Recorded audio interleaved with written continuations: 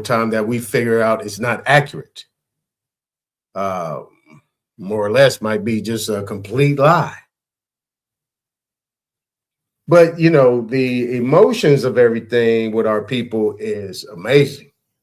I mean, you really never understand, the trauma people, they call it PTSD, post-traumatic, whatever that S is, post-traumatic slave syndrome. You got slave in there. But if you're not a slave, then what does that S stand for? It's post-traumatic syndrome. So we could call it post-traumatic not knowing who you are syndrome, or post-traumatic been told a lie syndrome. So that's a lot of acronyms in there. But you guys know me by now. When I come up, when I get to talking, I'm going to talk about something. It ain't going to be the randomness and all this and all that. I'm going to get right to it. It's going to get done. I'm going to get right to it. Now, I haven't been on my ancestry for a while. And I don't mind, they wouldn't mind me sharing a couple messages that I got on the ancestry. So I'm just going to send a couple, one from each side of the family. And,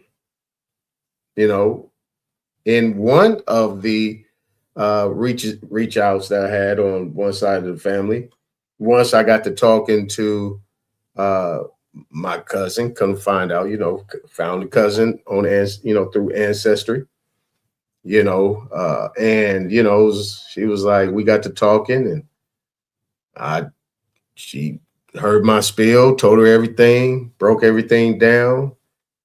And, it was like, you want to be on the list? I said, the list for what? To speak. I said, speak about what? What you just was talking about. She said, I'm going to make you one of the keynote speakers. I've never met her. And, you know what I'm saying? But what do I know? Right now, your business. What do I know? So when I put stuff up there, I think at this point in time, people really don't want to know. I mean, being amongst in this, doing the social media stuff, just looking, I've been looking at this stuff for a while. And I really didn't watch any of that stuff before 2019.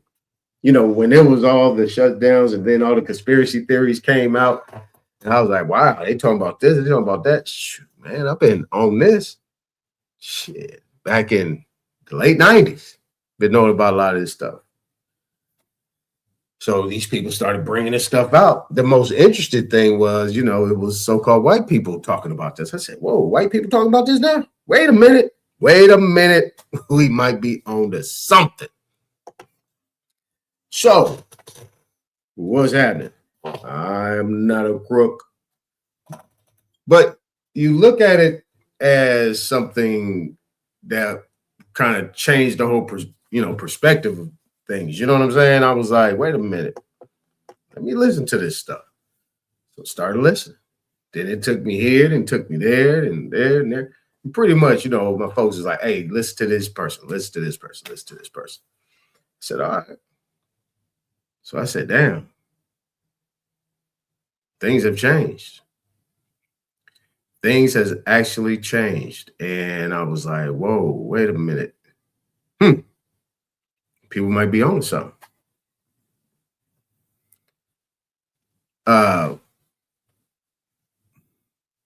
So then I saw over time, I was like, wait a minute. Oh shit, it's the same thing we got going on here, huh? So, it was just like a new experience for me. And looking at this social media stream, this whole thing, I was like, damn. First thing came to my mind was church. You had to shut everything down. You couldn't go in. You couldn't be next to anybody.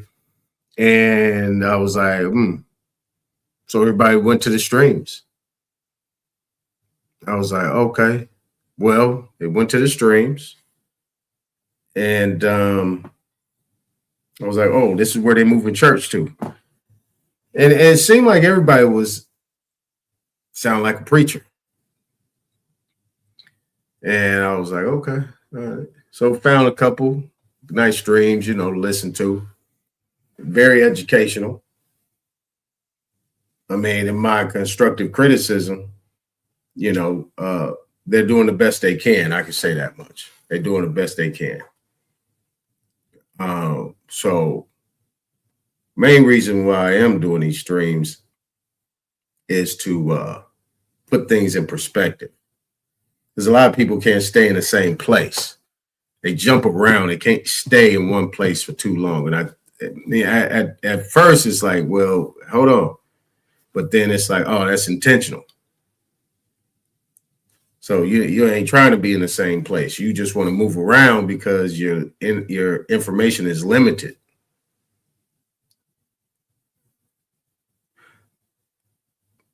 So if that's the case, then you don't have the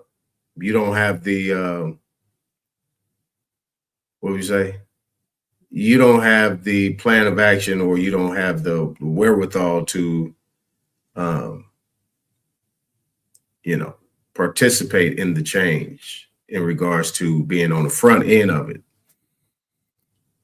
Right? Plan of action, putting it together, brainstorming. So I like, okay, well, my turn. So, this is why I'm doing this. Give some perspective. There's no solutions. Disclaimer: no solutions that's going to happen in a matter of 3 hours, 4 hours, 5 hours. Not going to happen. So don't expect it to happen. What you should expect is to learn something new every day, and in those learnings that you find a way to apply it to yourself. Because when I say you are worth a lot of commas, you are worth those commas, and really priceless. The worth is priceless. But we are in a physical world.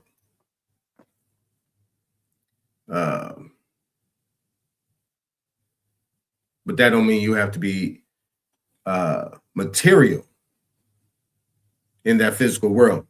You make it work for you. Man don't make money, don't make the man, man make the money. That type of thing. Something in that atmosphere.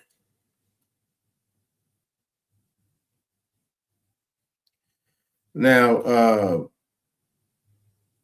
want to show you guys a couple things with the ancestry.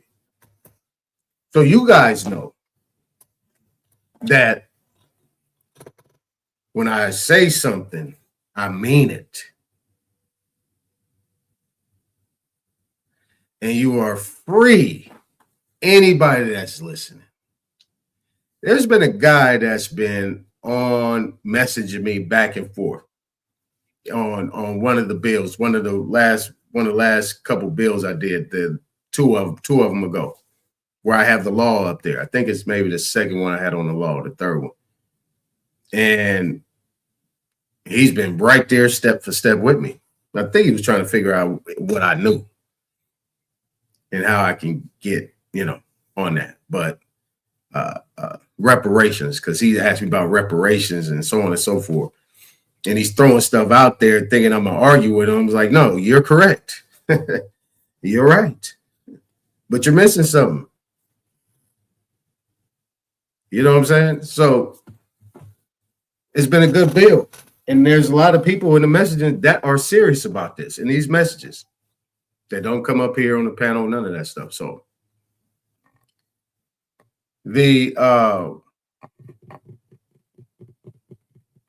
what I'm going to do, because there's some more things that I need to do, is I'm going to pull the other part up, and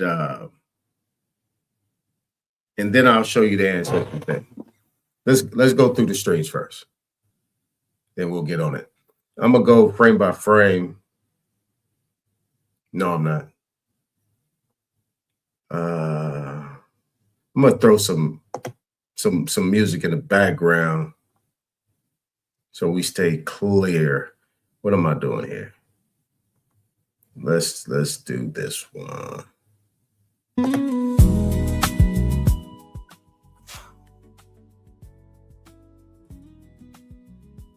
All right.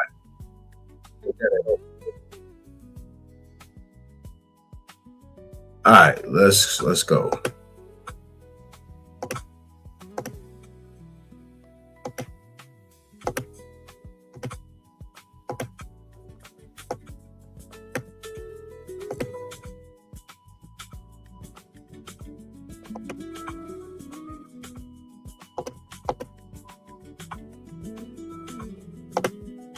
Everybody said, damn, this brother got 35 years.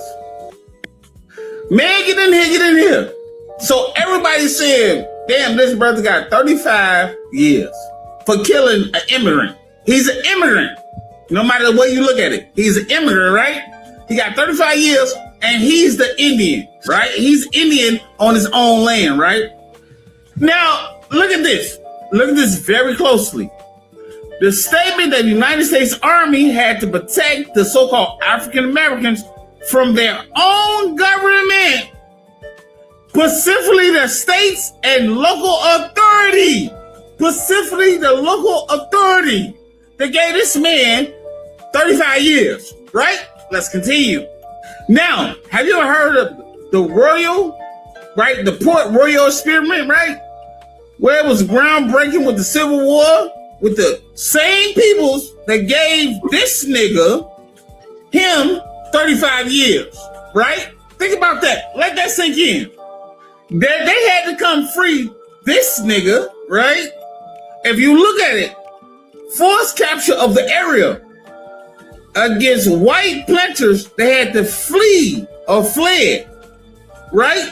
Who is the Union? They had to get these niggas to flee or fled, plantation or planter, whatever you want to call it or whatever.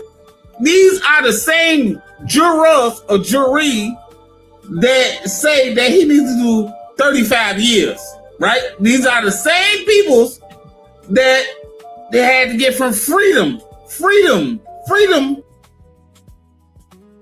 Wait a minute. What? Port Royal experiment was a ground-based over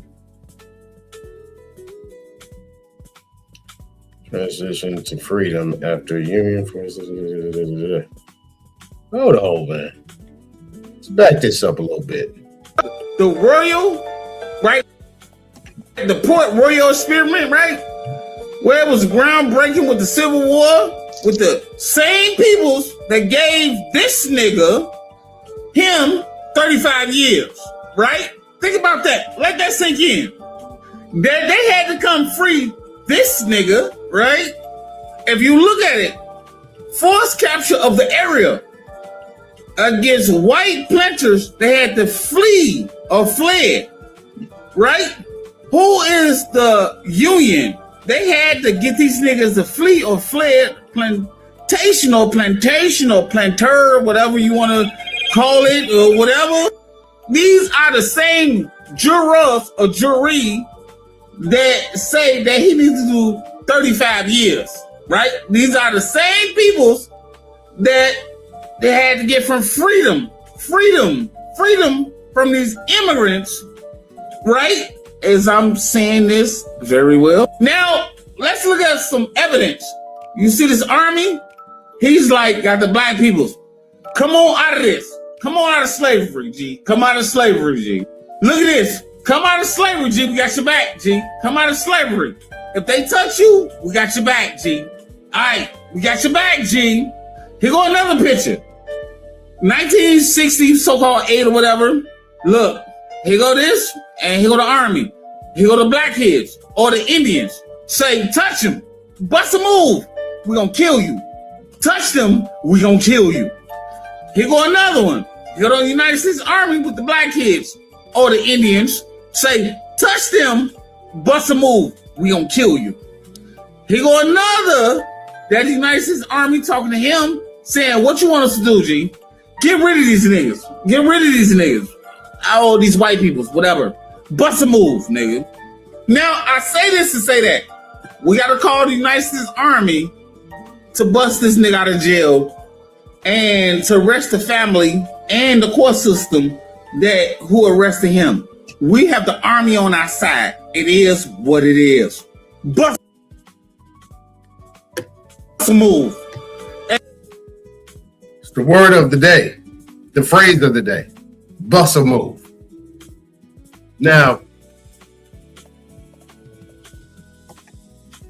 I'm glad he started off with that to say, you know what? Now we're talking. People want to get into the legalities of this stuff. These legalities go nowhere but for you getting your black ass locked up.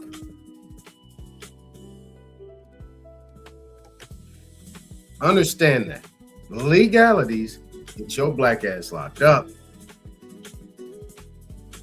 With football numbers.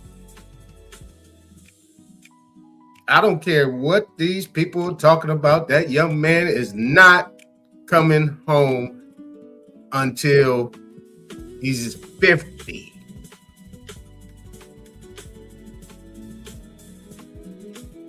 I've heard all kind of crazy shit, and I don't want to talk about it no more. I ain't talking about it. I'm going to stay exactly where I'm at. That's why I approached it the way I approached it in law. In law, and we're dealing with all the other spectrums of law, and that is equal protection of the law. I mean, it's to the point where you got black people talking about the brother, and you got white people talking about the white boy. I said, I'm done. No, sir. No, ma'am. I'm good. This is what I talk about. People cannot stand on anything. And people that say stuff have an agenda, whatever that agenda might be, as simple as, can I make some money off this? Can I get my subscribers up? Whatever. But if you like to donate $1, that's what the brother would say. I cut him off. So I had to add that. If you like to donate $1, you can actually go to this guy's panel, his channel, his TikTok. Hey, yo, get it the boy. That's him. But nevertheless,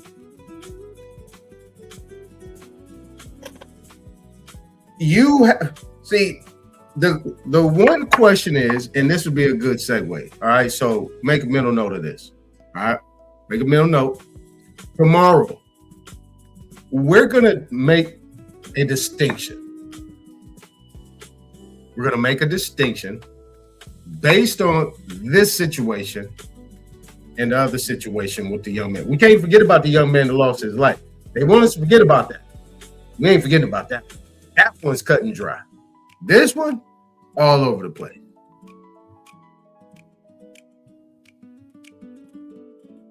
See, this is how sick and demented this system is right now. Everybody, but a small percentage still got their scruples together and won't get moved by all of these things that's on the streams. And you know what? Deep state still wins. Because they shift, right? They shifting. Oh shit, we can't stop it. So we might as well roll with it and get ahead of it and get our money into it, get our talents into it so we can control it. This is why we always 10 steps behind in the money game. 2 reasons. That what I just said. And when a brother can get into the door after being the spook that sat by the door, once he gets in, he gets quiet. And then once he gets in, he hires pale skins, right? To get deeper into the door, further into the door, and be able to sit in the backyard, and drink that mint julep and have some of that medium rare steak and ribs and burgers.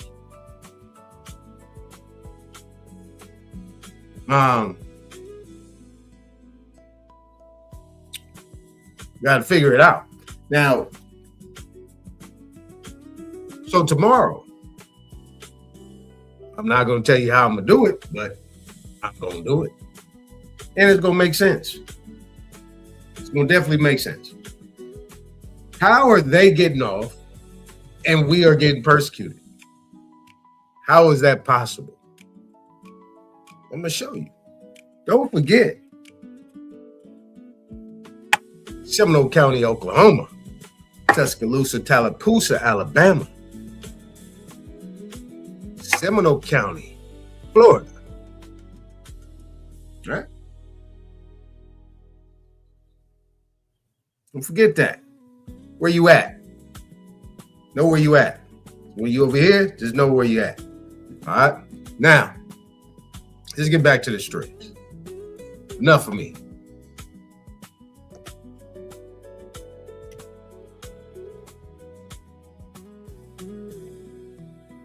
Honey on a sliced cucumber and just watch what happens.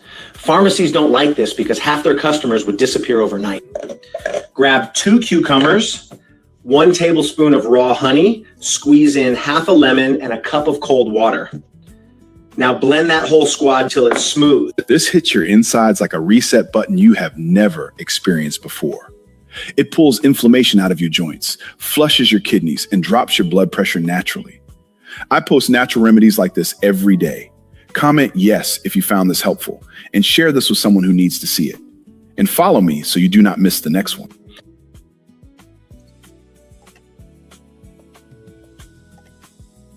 Sunday massacre they removed from your history book.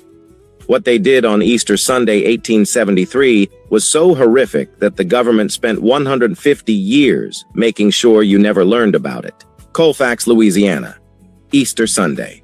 A group of black men had just won a local election. They were legally elected, legitimate, certified. White supremacists didn't accept the results. They showed up with rifles, a cannon, and a paramilitary army. The black men defending the courthouse were outnumbered and outgunned. They surrendered. They raised a white flag. It didn't matter. Over 100 black men were executed after they surrendered. Many were burned alive inside the courthouse. Bodies were left in the streets for days. Nobody came to collect them. Then something happened that buried this story forever. The men who committed this massacre were arrested. They went to trial, and the United States Supreme Court threw the case out. They ruled the federal government had no authority to protect black citizens from violence by private individuals. That ruling gutted the 14th Amendment, the one that was supposed to guarantee equal protection for every American. They didn't just massacre a community, they used it to legally strip black Americans of their constitutional protections. Stay tuned for part 2, because what happened next is even worse. The Easter Sunday massacre they removed.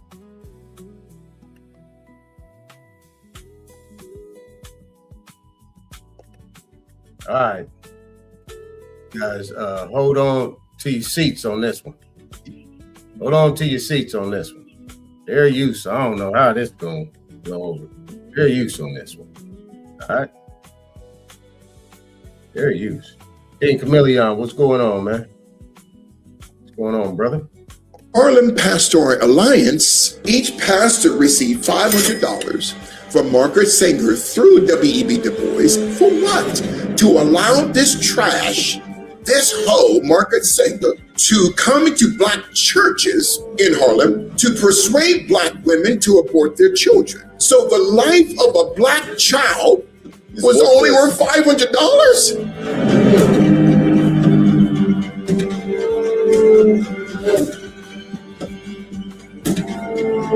The Harlem Pastoral Alliance, each pastor received $500 from Margaret Sanger through W.E.B. Du Bois for what? To allow this trash, this hoe, Margaret Sanger, to come into black churches in Harlem to persuade black women to abort their children. So the life of a black child was only worth $500?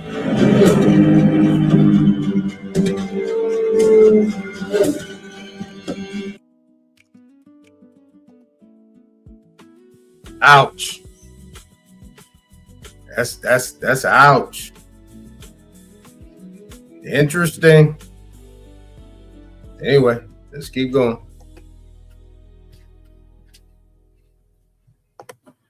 But Native peoples are involved in capturing and selling and bartering Native captives. There are more Native Americans exported from North America to the West Indian colonies than there are African slaves imported to the North American colonies.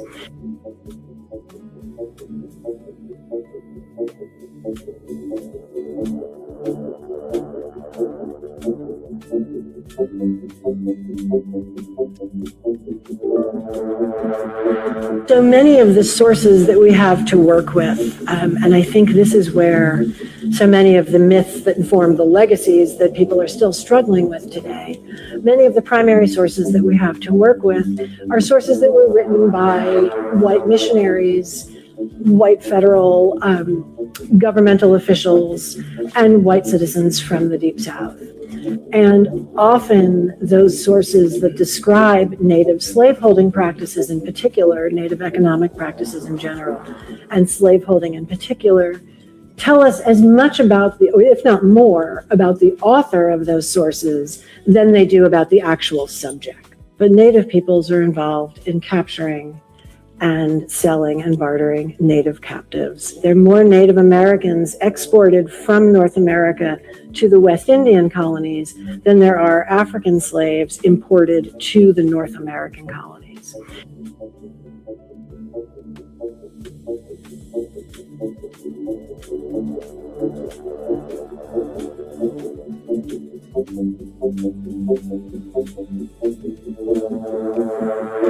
So many of the sources that we have to work with, and I think this is where so many of the myths that inform the legacies that people are still struggling with today, many of the primary sources that we have to work with are sources that were written by white missionaries, white federal governmental officials, and white citizens from the Deep South. And often those sources that describe Native slaveholding practices in particular, Native economic practices in general, and slaveholding in particular, tell us as much about the, or if not more, about the author of those sources than they do about the actual subject. But Native peoples are involved in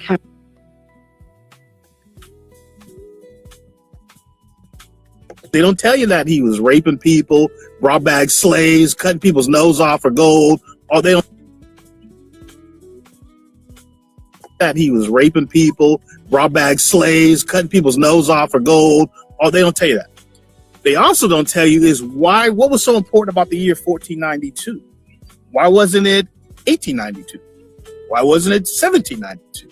Right? 1392 or 1292. Why? You know, what made 1492 so important? The reason is 1492 was the actual last year when the Moors were finally kicked out of Spain. Documents in, decisions out. Go to. All right, this is the last one, and then take a quick break, and then we'll go into little ancestry. Good one for you. Save this right now and get ready to take notes. Family, corruption in court cannot survive preparation. Here are 5 strategies you need to know. And stay to the end for number 5. That's my favorite one. Number 1, check the case file every week. Not once, not before hearings, every week. Clerks make errors.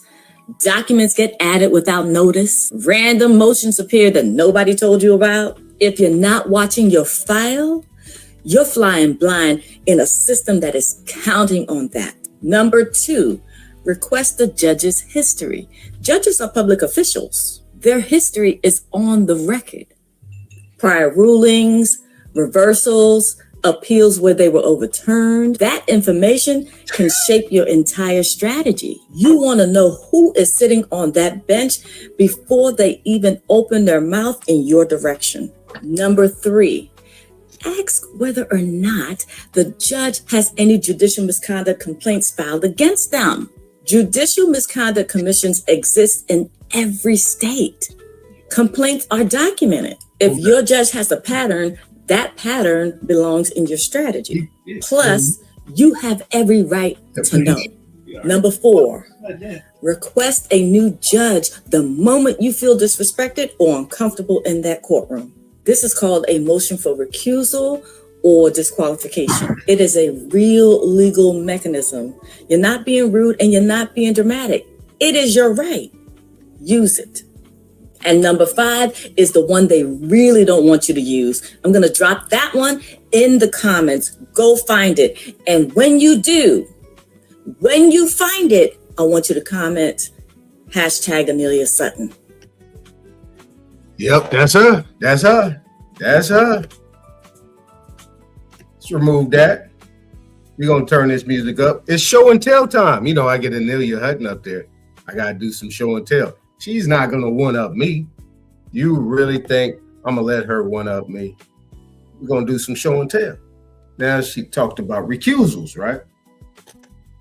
Now, in California, we got something that's called peremptory challenge. It's under Civil Code 170. You got 170.1 to 170.6. So give me 30 seconds to a minute. I'm going to do some show and tell. Enjoy old dude music.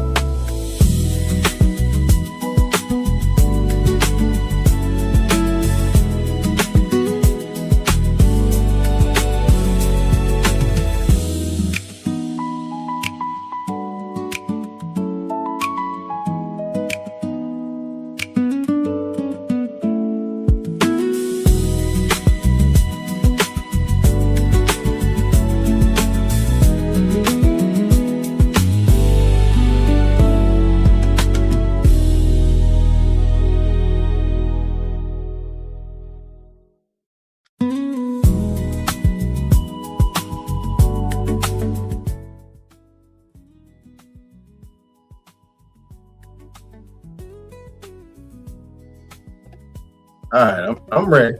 I'm ready. Same case. This was going on. Now, this is a unlawful detainer case in Los Angeles dealing with landlord-tenant, right? So, I'm going to bring this up, share screen. Go straight to the window. Now, as you see, it's the same group, same thing, right? Trial date has already been set.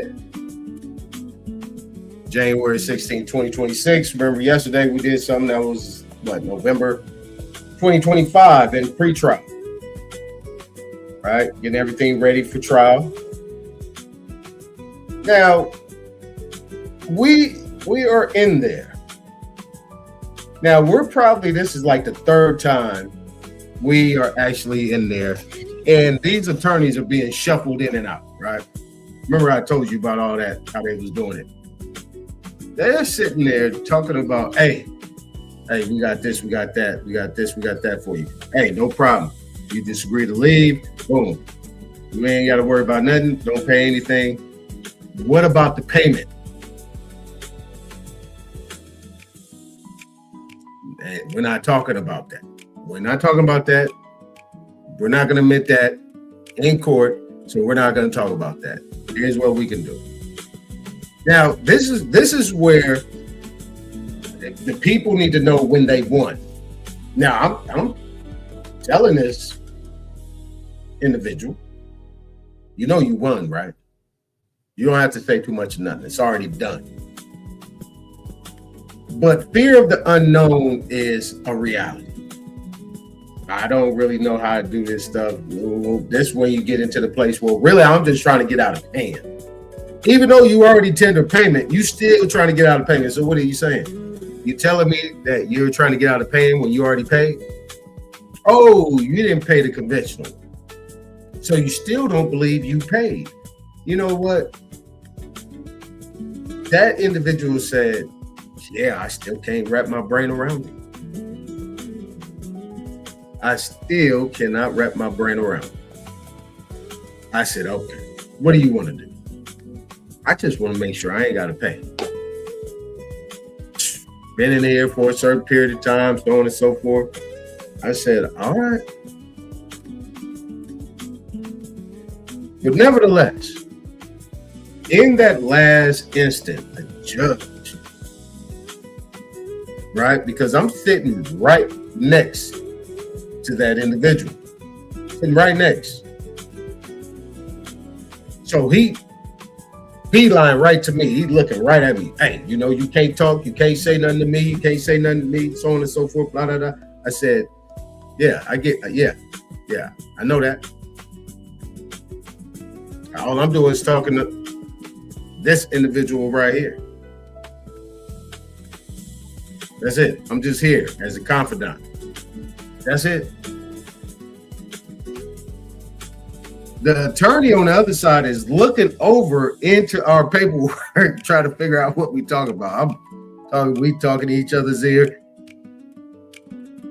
She's like, Your Honor, he can't be advising her on legal issues. Well, yeah, you can't do that. I said, didn't you say I can't talk to you? Yeah, I did. Well, you can't talk to me. And I don't know what she's doing, but she can't talk to me either. She needs to stay over there. Why is she looking over here? What we're doing, she needs to stay over there.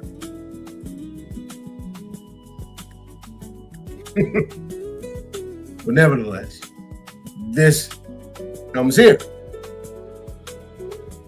Now, this right here is a reasserted. This is a reasserted peremptory challenge to judicial officer, right? This is Code of Civil Procedure 170.6. And 170.6 happens because there's already been proceedings. So you can't 170.1 for cause. You got to go 170.6. This is why I say, if anything seems to be,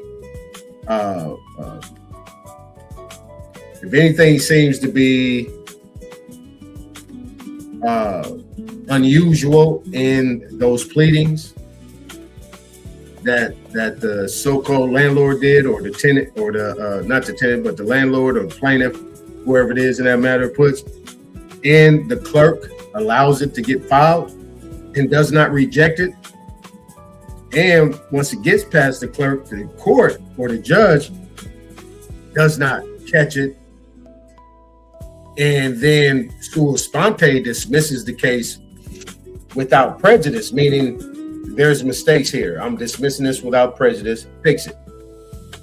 Then you automatically recuse that judge before even hearing. You don't even need a reason why. It's for cause.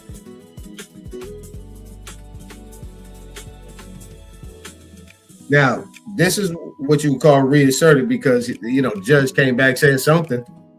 So the individual reissued a peremptory challenge. Now, in this peremptory challenge, it says, Defendant Jane Doe, appearing in propria persona, hereby reasserts and renews her peremptory challenge to the assigned judicial officer in this matter, pursuant to Code of Civil Procedure 170.6. Prior challenge remains pending and unadjudicated. So, what they were trying to do is the judge was trying to Debo his way or gorilla his way into the case. He wanted to stay. He was trying to maneuver any way he can to try to stay in the matter. You're out of here, buddy.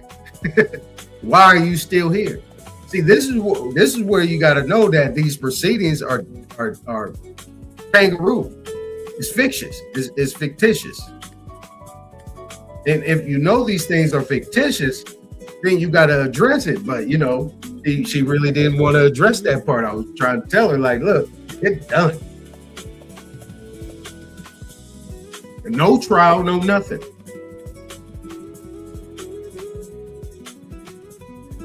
You know what I'm saying? But, it just takes a while for you to get there. So, that's why I say if you're just trying to get out of something, you're just trying to get out of something. And, that only goes so far because they still got you on some administrative things and under consumer debt and indenture, they can still come after you for the money. Even though it said in the agreement that I'm reserving all my rights, and the agreement is I leave on time, so on and so forth. So, but nevertheless, I'm going to stay right there. All right, so look. So it says under 170.6A4, once a statement of disqualification has been properly made and filed, the judge shall have no power to act in the case except to transfer it to another department. And they didn't do that. He's like, no, I don't want to leave. No, I don't want to leave. No, I'm not leaving. Without saying that. That's what it says in 170.6, California. Gotta go. What brother say? Gotta go. Any orders or rulings issued thereafter are void ab initio and of no legal effect. Okay? So whatever was going on after that effect didn't even take place. All they needed her to do was to agree to say, hey, I'm okay with because they changed their whole get down. They changed their whole approach. Here's what we do. This, and this. And I'm just sitting there like, really? But to her, she won. Well, if she won, she won. The win came from her being able to reserve her rights and be able to sue later based on them not honoring the payment. Okay? So, after that no legal effect, here's your case law. Right? Stare decisis. Right? Stare decisis. Full faith and credit. Article 4. Constitution. 2. Basis for challenge. This challenge is made in good faith and on the belief that the assigned judicial officer has demonstrated bias, prejudice, or appearance of partiality in the following ways. Proceeding to issue an alleged tentative ruling not docketed or entered in violation. Characterization. Recharacterizing defendant's motion without notice or consent. repeatedly favoring arguments not raised by plaintiff and failing to address defendant's ADA and due process request. Now, ADA is how I was able to get in. That means that the individual needed assistance based on cognitive, not being able to process things fast enough.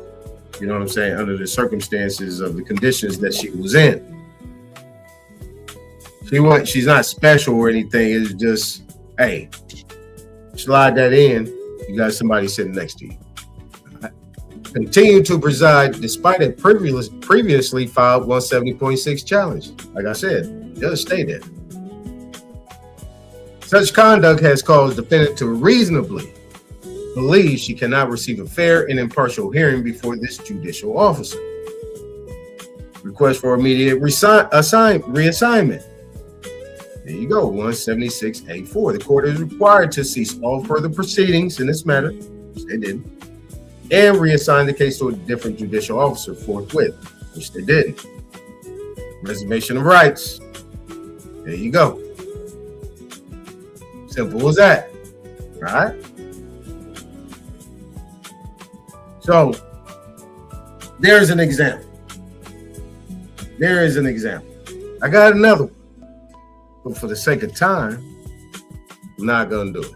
Because I can actually show you one that was done for cause, for one hearing. But we'll say that for another time. All right. So, let's get back to it. Hold on.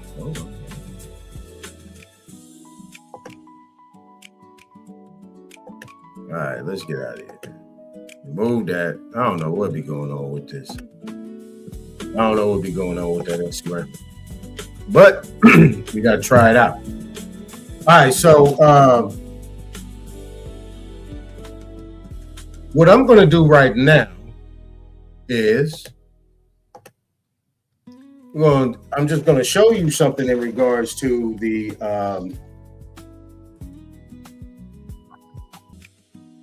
let's go down to the chat real quick. Where are we going to be at?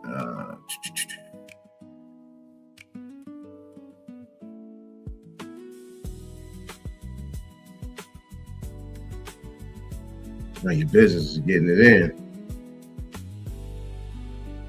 She said, say you're going to learn today. You're going to learn today, and hopefully you guys did learn something today.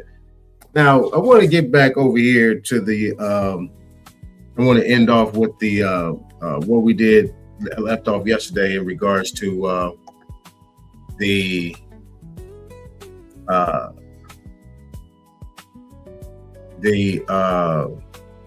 default situation. The default situation. There you go. Presentation for example. There you go. All right, so I want to talk about this. And then I'm gonna go ahead and put the link in the chat. Anybody want to go up? Peace to the gods, peace to the goddesses. What's going on, Darvish? Hey man, good viewing you over here, brother. We're gonna pull that up. I got to pull up my Black's Law Dictionary, like I normally do.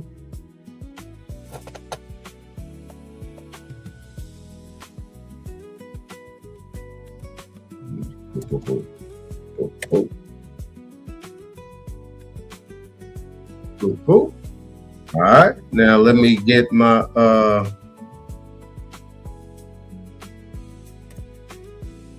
right, I'm about to get over here to the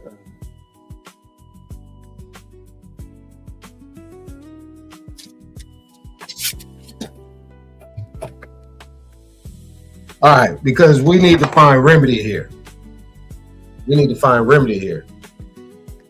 All right, let me get busy. Let me take this camera off so I ain't thinking about the camera. Hey, let's get busy here. Let me share my entire screens so we get right to it. All right, so what we're going to do is going to work from the other way around. Let's go to Warrant Covenant 512, right? Go to 512. Right, let's go to 512. We're going to go to Covenant. when you go here to covenant, got our basic understanding here on what covenant is. Then we'll go to warranty. It's 512. Let's go to warranty. And I did not write. There it is.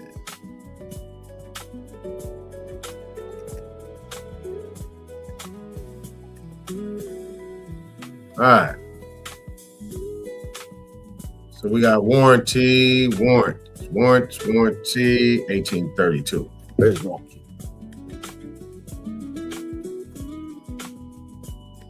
1832. All right, then we're gonna go to pro tanto. Pro tanto.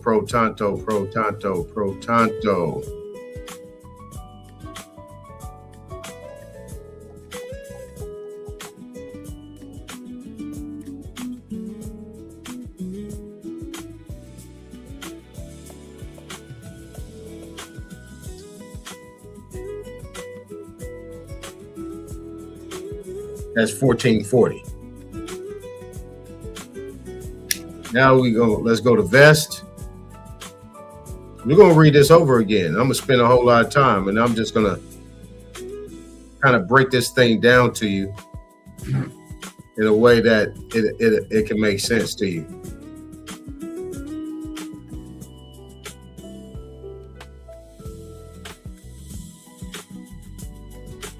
All right, so where we at here? Wow.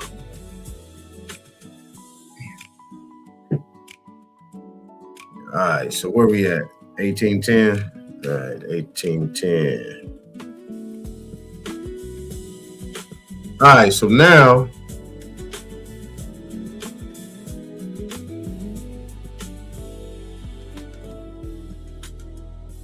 all right. Okay, so from the other way how we talked about it, right? So this right here is the last page of a notice of default in an election to sell under deed of trust. So we're talking about the non-judicial foreclosure state. So in that non-judicial foreclosure state, right? In that non-judicial foreclosure state, this what usually takes place, right? What they will do first is once payment has not been made for 90 days, on the 91st day, it becomes accounts receivable. They then can make a claim on the insurance policy. Now, I'm going to show you what that insurance policy looks like, because it's going to be for the face value of what you bought the house for or what you refinance for. So that dollar amount is going to be that dollar amount that whatever you refinance for, or if you got any type of loan on the property, whatever it might be. That's what's going to be the insurance policy. And that's what they're going to take that's how they're going to get paid. Once that happens, if you ever see anything on your credit report that says charge off, the charge off is the same as what you would consider to be discharge, right? But in a different manner. Let's see if we got charge off up here. See if I can find that. We can go right there. Get up here. Let's see if we can find that. Look, this never gets old. I can do this every single live, and it's something else is gonna hit. This never gets old. This is a lot of money on the table. This money on the table.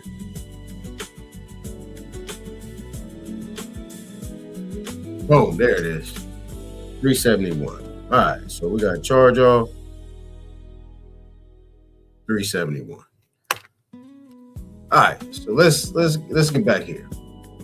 Now, what happens at that time, once everything gets paid off, what the company does, or what you would consider to be the mortgagee or that servicer, really what they're doing is they're servicing that account, where they call it a mortgage, loan, line of whatever it is. It still is, it's an indenture contract.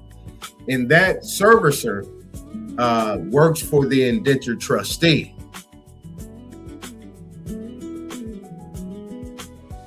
Okay. Now, what I'm going to do in the meantime, let me pull that up while I'm thinking about it. Let's pull this up. I'm going to pull this up, and I'm going to show you exactly one right here. I'm going to show you one right here.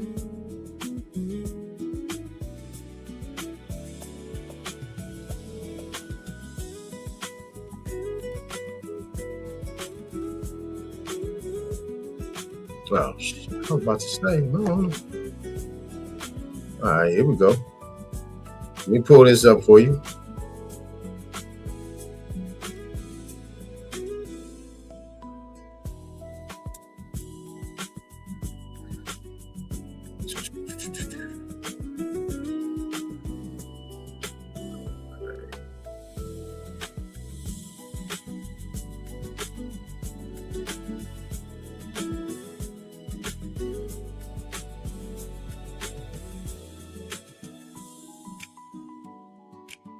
All right, there it goes. All right.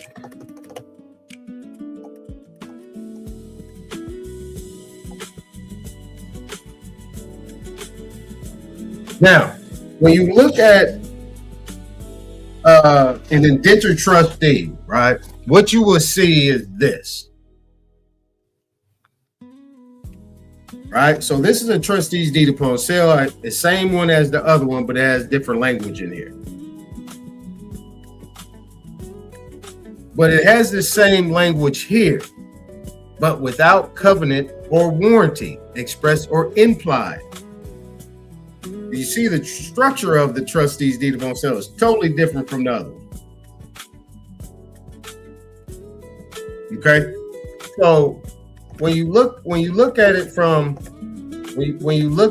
that perspective, you know what I'm saying? You got what you would consider to be a right here.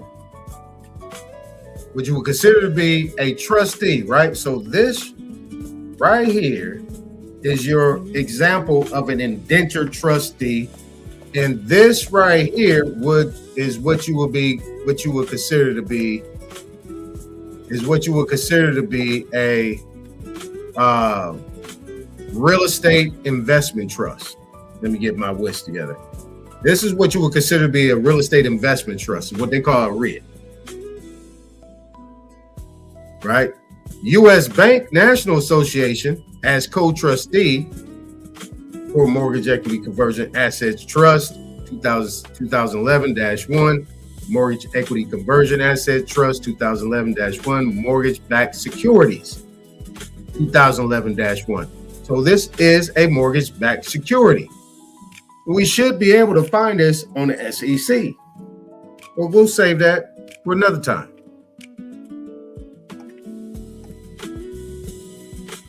So this is what you would consider to be an indentured trustee. All National Association banks are connected to the Federal Reserve, and they are the ones that have the key access to the Fed window. So even though, if I was to show you the assignments, right? You got assignment of deed of trust, you got a corporate assignment of deed of trust. That usually starts off the party from the original, what you consider to be lender, to these other investors. But the underwriter is the investor. And usually that underwriter is U.S. Bank.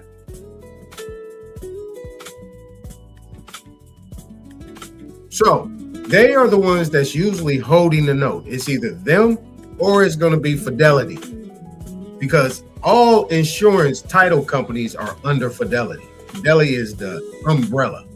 They all come up under them. Trust me. Now, just wanted to give you that example. So that indentured trustee has a deed of trust that's in place. So we can come back here. So this mortgage servicer, right? This is a declaration of mortgage servicer. And as you saw, Clear Recon, which is the trustee, right? So let's go back here. So you see right here, it says clear recon. Herein called trustee. Does hereby grant and convey, but without to U.S. Bank National Association as co-trustee or mortgage equity conversion. So Clear Recon is playing trustee for this other company, and U.S. Bank is supposed to be the one that's collecting on behalf of this mortgage-backed securities trust. Now, if you notice, they have an AKA in there, and they have also MBS 2000. I mean, what is this? These are 3 different functions.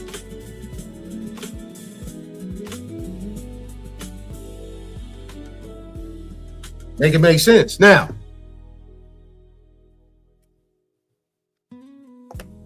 so this declaration of mortgage servicer is Clear Recon. And also, it is considered this other company. I'm not going to name because a lot of these things are in litigation. So this portion of what but anyway. Now, this mortgage servicer is not the lender, is not the beneficiary. They're just the servicer.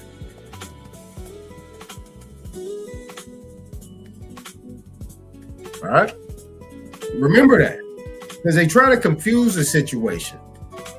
Now, the most important thing that we need to see right here, and this is going to go from here to the other side in the other documents that we have, because we're going to go back to this trustee's deed upon sale. This says no contact was made because the above referenced loan is not secured by a first lien mortgage or deed of trust that secures a loan or that encumbers real property.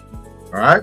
So if it doesn't encumber real property and it's not secured by a first lien mortgage or deed of trust or encumbers real property, then that means it's unsecured. You have secured loans and you have unsecured loans.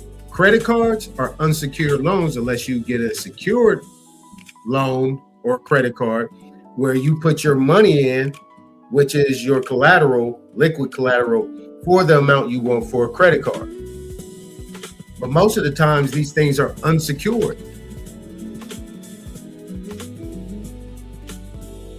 Even a mortgage is unsecured in the beginning. All right. So, we straight? Straight. Now that we got this straight, let's go look at the trustee's deed.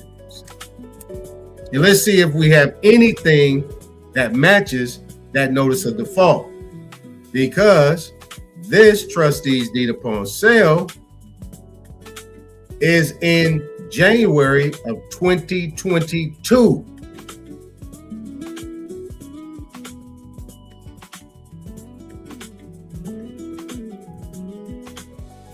This declaration, I have the date covered up.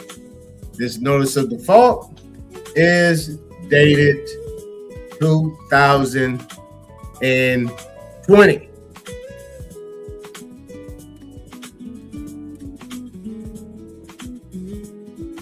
So, corporate assignment of deed of trust, substitution of trustee, notice of default, notice of trustee sale, trustee's deed upon sale.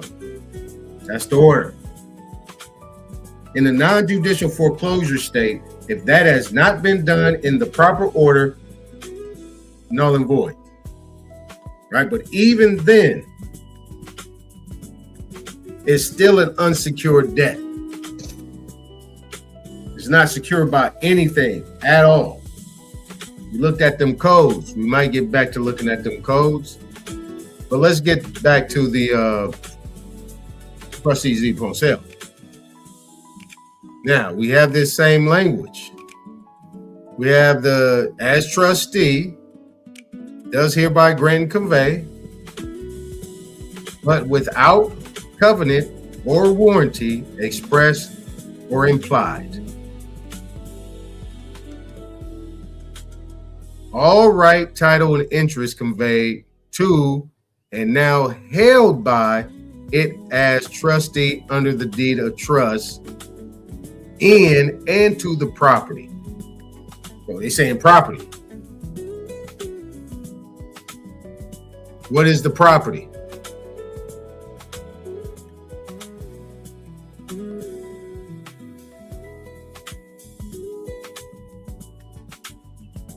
The property is the loan,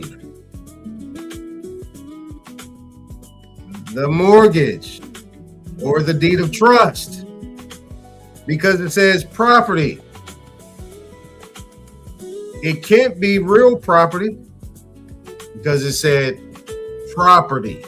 You say, well, wait a minute. It still said property. No, it says real property. It didn't just say property. It says real property. And let's see if we can find that here. Let's see if we can find it. Real. Let's go to property first. Let's not pass up property. Let's see if we can find property. Everybody doing all right?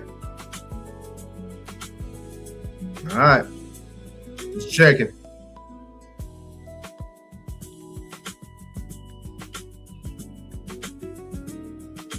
All right. Apologize if I made you dizzy.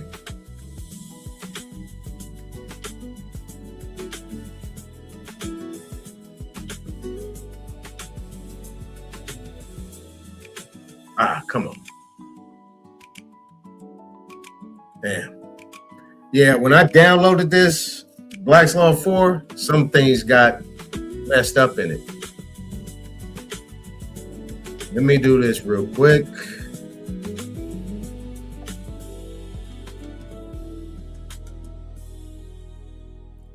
Let's go to property here. I'm gonna go to my Black's Law 5 and let's see if I got a better thing so it's not confused.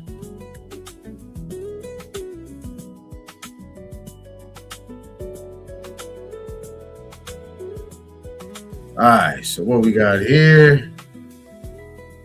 Do we got a failure to communicate here? I hope we don't. I hope we don't.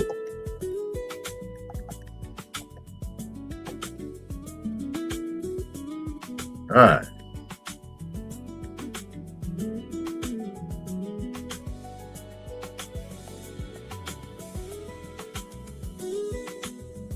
There we go. There's real property, land, and generally whatever is erected or grown upon or affixed to the land. Also, rights issuing out of, next to, and exercisable within or about land. A general term for lands, tenements, and hereditaments. Remember, we talk about prescribed, right? Or prescription. Property which, on the death of the owner intestate, passes to his heir. Real or immovable property consists of land, that which is affixed to land, that which is incidental, or that's enough. Now, let's go back over here and let's go to property. What is property? What is property? Property.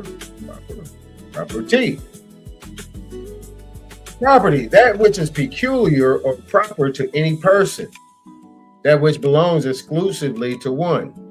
In the strict legal sense, an aggregate of rights which are guaranteed and protected by the government.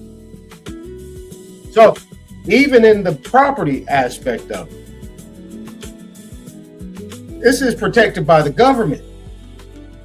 So this is why when these sisters was up here talking yesterday on that, talking about what's going on in New York, this is eminent domain, because these things are to be protected by the government. But then the government is allowing the system to be circumvented in order to take land that they are supposed to protect. Now, the government is your three levels: legislative, judicial, and executive. And every one of them have a fiduciary duty to protect that. Right. Property rights. So when we come down here on this one, it says more specifically, ownership. The unrestricted and exclusive right to a thing. The right to dispose of a thing in every legal way. Remember, fee simple? Now, when we go back here, what is he saying? So, loan is not secured by lien, by deed of trust, or that encumbers real property. So we know that to be true. You see what I'm saying? We know this to be true. What are they saying? Let's go to what they're saying, so you guys can understand exactly what they're saying. Now, what they say here. After without covenant or express, we're going to get to these definitions in a minute. They grant and convey all right, title, and interest conveyed to and now held by it as trustee under the deed of trust. So they're saying it's a deed of trust there. But as I read in number 4 in the declaration, this deed of trust is not secured by a lien or real property. So we're good there, right? You guys with me? All right. So, as trustee under the deed of trust in and to the property situated in the county of Sacramento, in all caps, state of California, described as follows. So you say, well, what's significant of the all caps Sacramento? And then the state of California is in upper and lower case.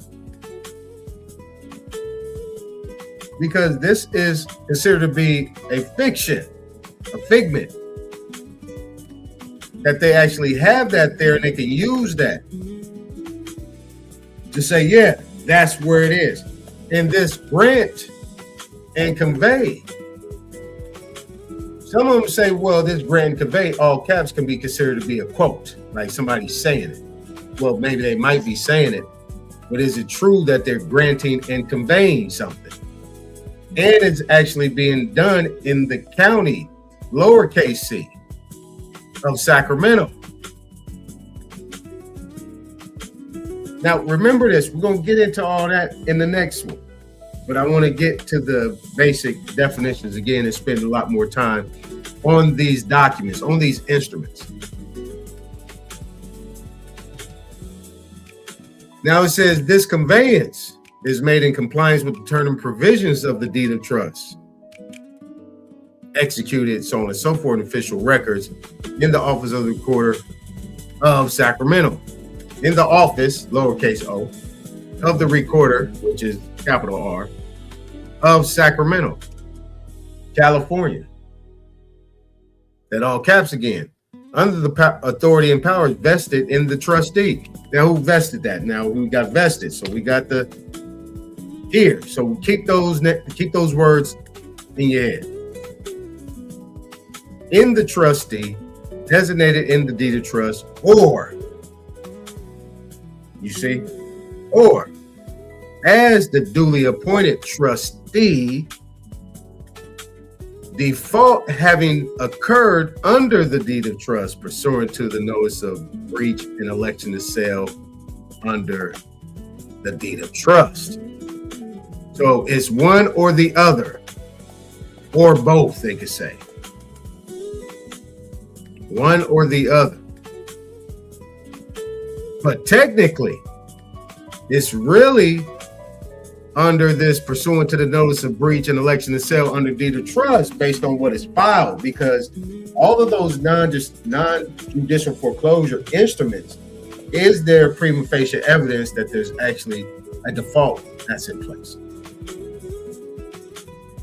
But If it's pursuant to the notice of breach of an election to sell under deed of trust, then it is fraudulent on its face, or we could call it faulty. Now, let's say it's being done from this declaration, then what are they foreclosing on?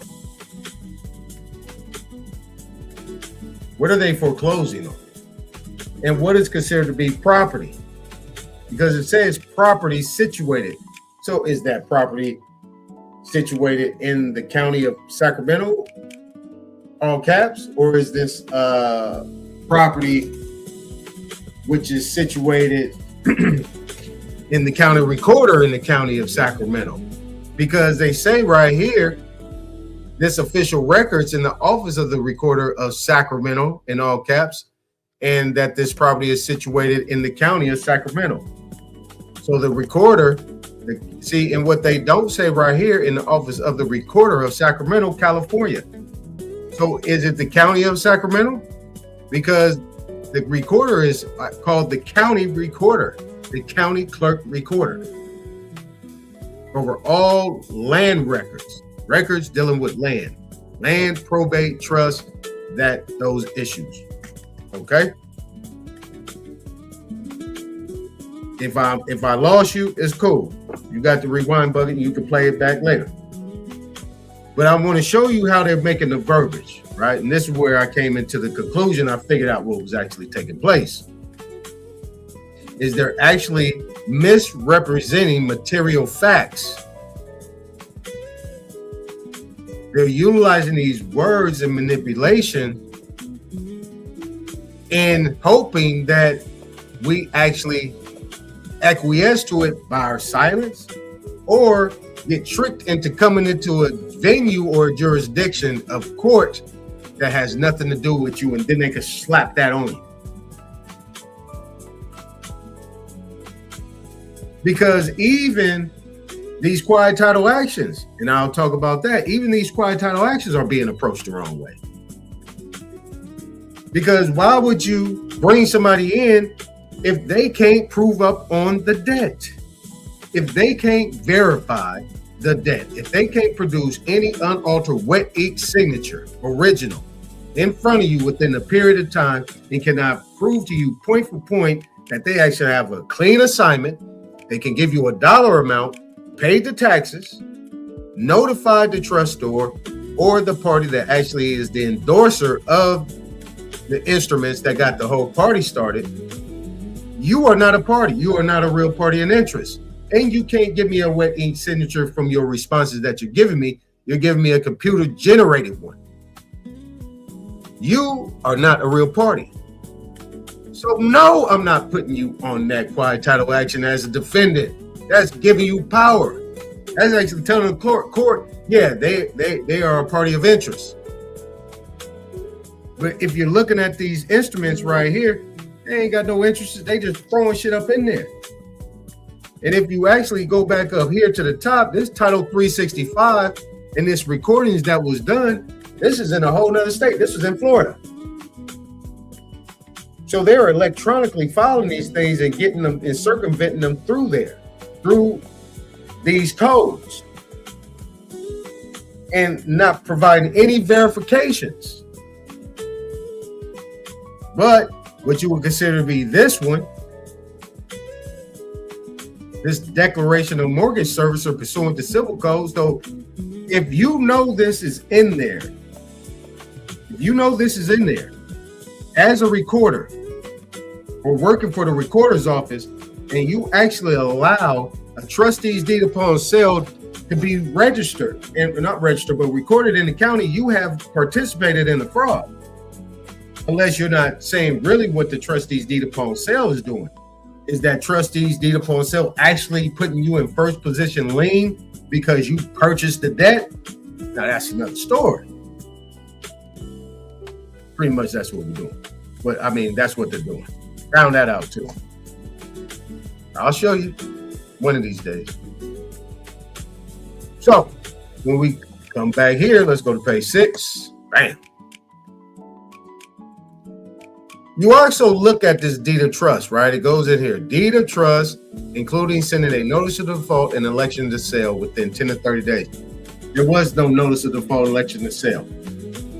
It was a notice of default and election to sell under deed of trust. You cannot abbreviate.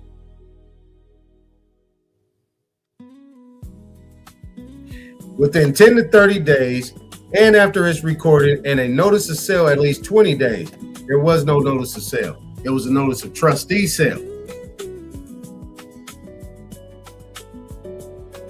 And then they come down here and say, default occurred as set forth in a notice of breach and election to sell. No, that's not what it is. That's not proper.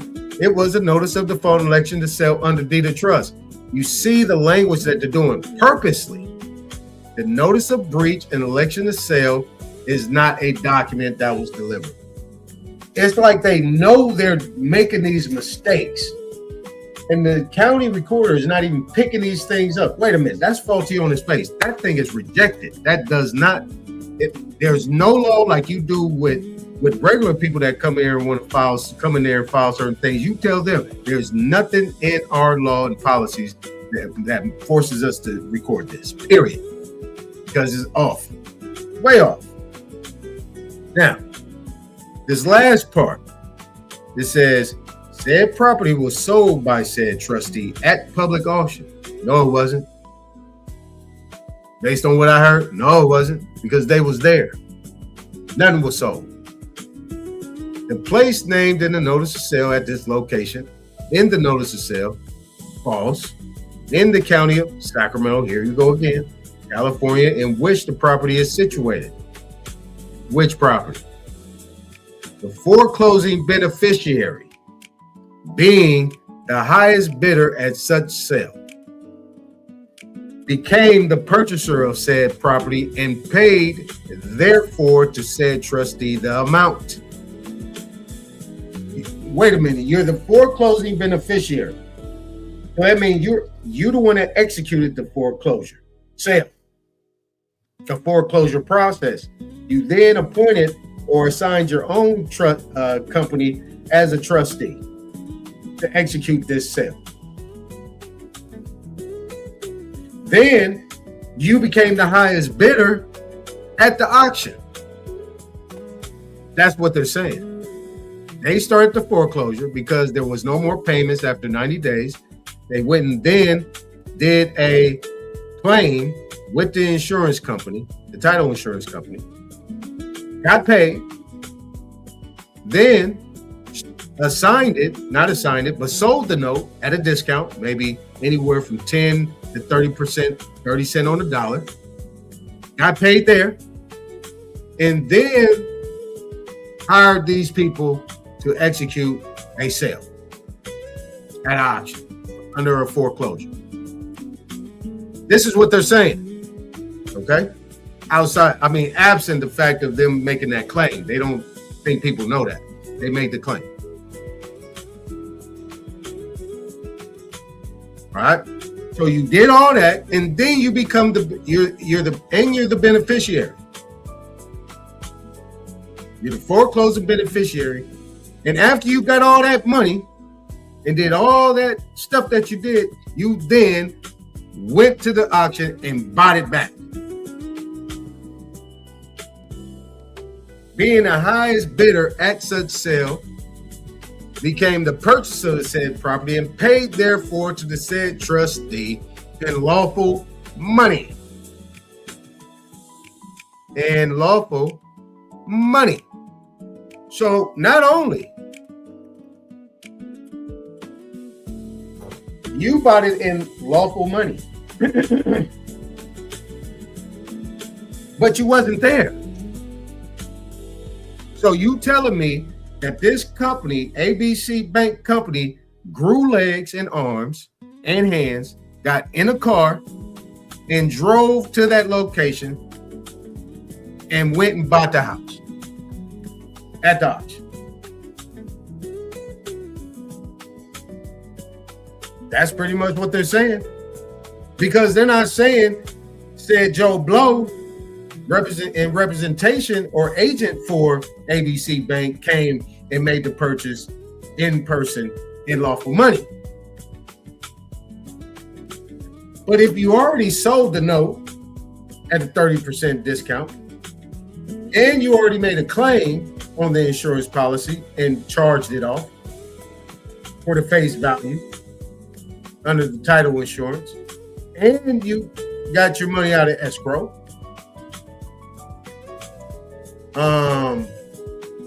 why would you buy it back? What they say is at the auction is it reverted back to beneficiary. Okay? So make a note of that. Reverted back to beneficiary.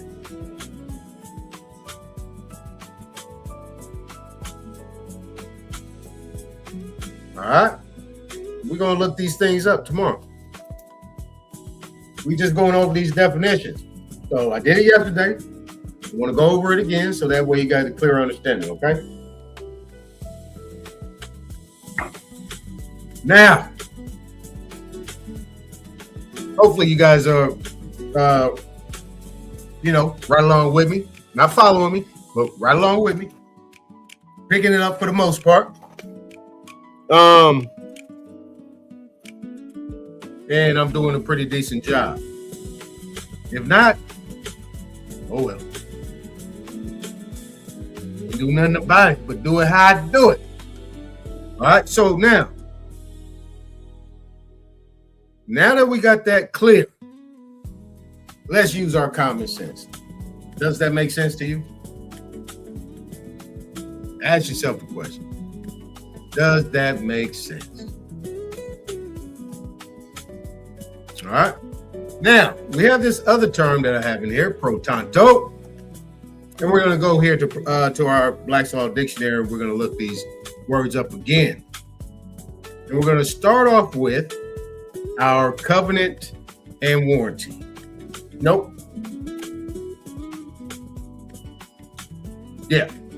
Covenant and warranty. All right. So what we have here?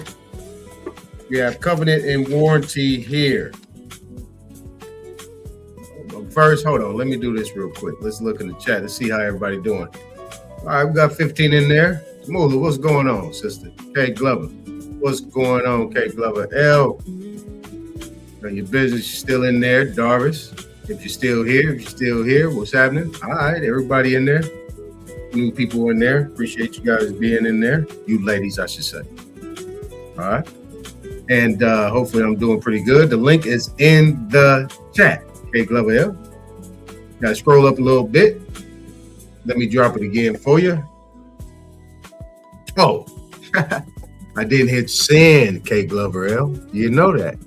Did you know that? I didn't hit send? I thought I did. But I did. All right, so look, let's get back to it. So we're going to go to covenant 512. We're going to covenant right here. Covenant.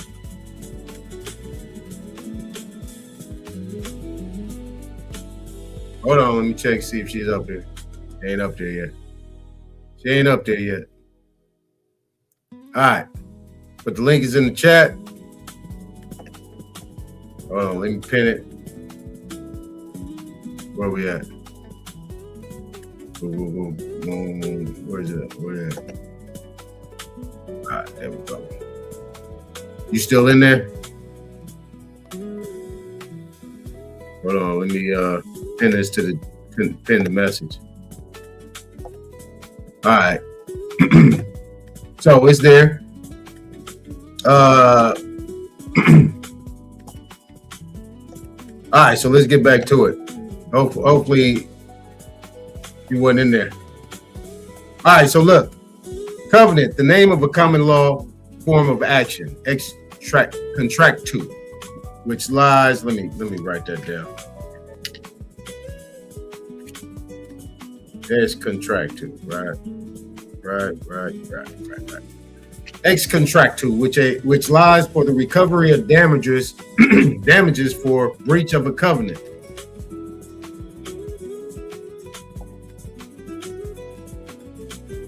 Which lies for the recovery of damages for a breach of contract. Okay? All right.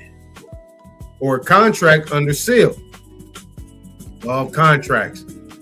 An agreement, convention, or promise of two or more parties by deed and writing. By two or more parties. All right? So we got two or more parties. All right?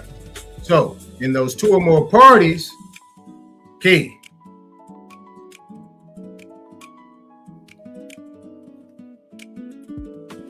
Now we come over here. We're going to go to express and implied, right? Express or implied, like it said in the deed of trust. I mean, in the trustee's deed upon sale, it said that, but without covenant,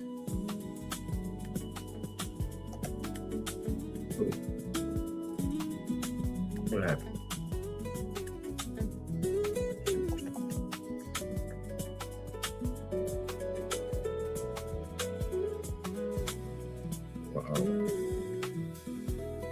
Okay, so it says grant and convey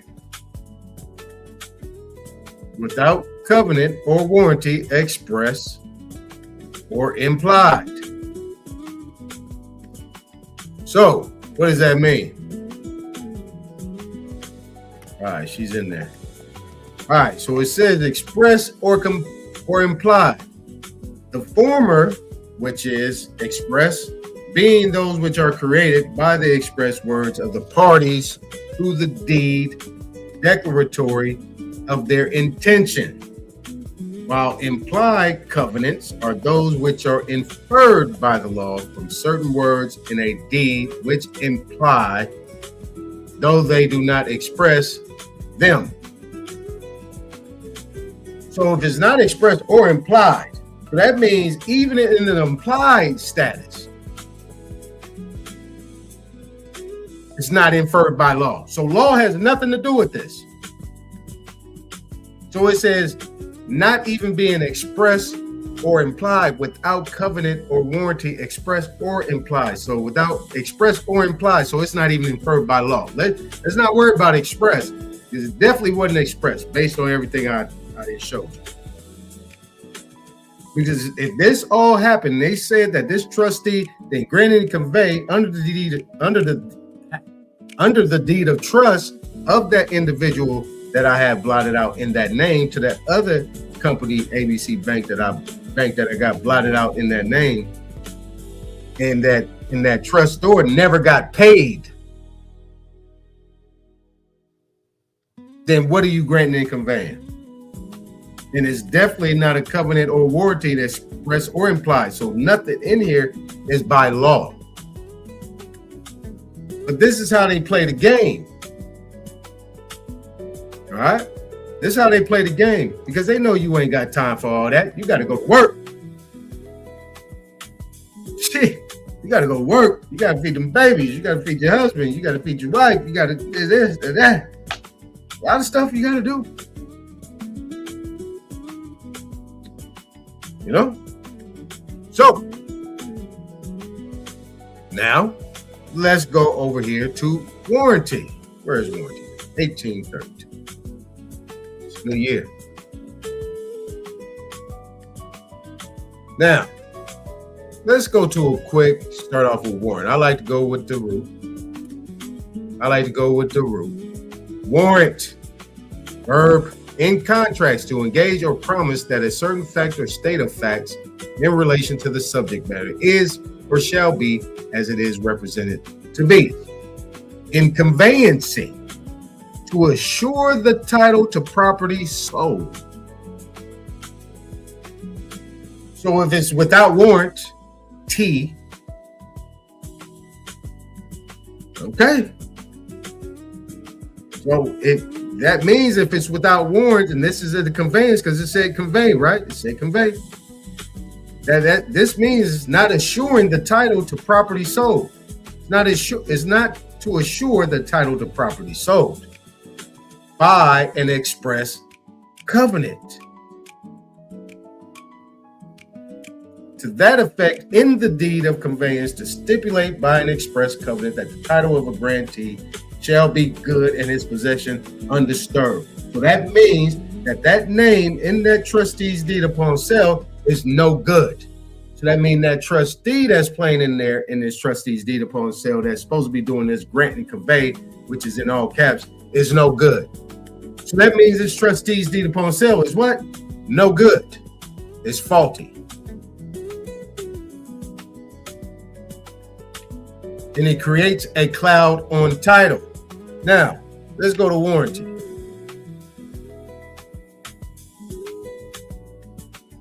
Right? A promise that a proposition of fact is true. Same thing. Now, real property law, a real covenant by the grantor of lands, boop, for himself and his heirs, boop, to warrant and defend the title and possession of the estate granted. And then boop, boop, boop. To the grantee and his heirs. So what this trustee's deed upon sale is making a claim, a blanket claim at that, some form of declaration that this actual so-called ABC Bank is a heir to the grantor or the trustor or the owner in fee simple, owner of the land, all these things. This owner is somehow birthed ABC Bank, and they, in some form of fashion, then receive some form of tenements, some tenancy or some right in the land somehow. And that somehow and that something is that deed of trust that they keep mentioning. But remember, in that deed of trust, it says there's nothing in here because there was no contact made because there's no lien. The loan is not secured by any first lien, mortgage, or deed of trust. And there's no lien or loan that encumbers real property. And we already looked that up. What else is there to talk about? Just some more things in the language that they're using. And that is est and then pro tanto. 1810. And then we can chop it up. I just keep running my mouth to somebody come up here. If they don't, when I'm done talking, I'm out. Best to give an immediate fixed right of present or future enjoyment. Let's go. Let's minimize this. All right. Where is my best at? Where is my best at?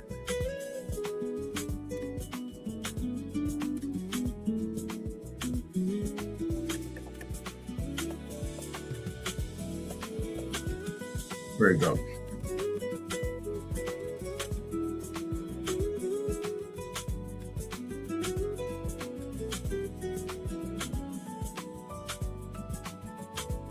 All right, right here. Here you go. We got pro tanto in there. So so they bought it in lawful money of the United States or by the satisfaction pro tanto of the obligation, then secured by said deed of trust and instructed said trustee to vest this trustee's deed upon sale to said grantee.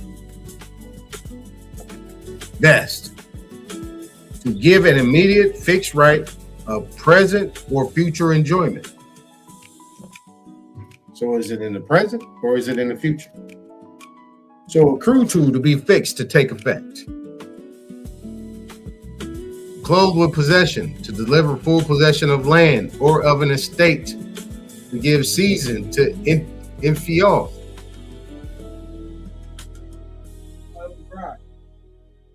Yo, hold on a sec.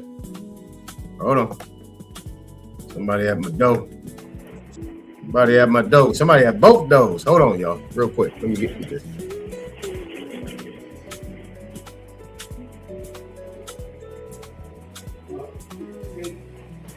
Yo, mic check. Y'all hear me?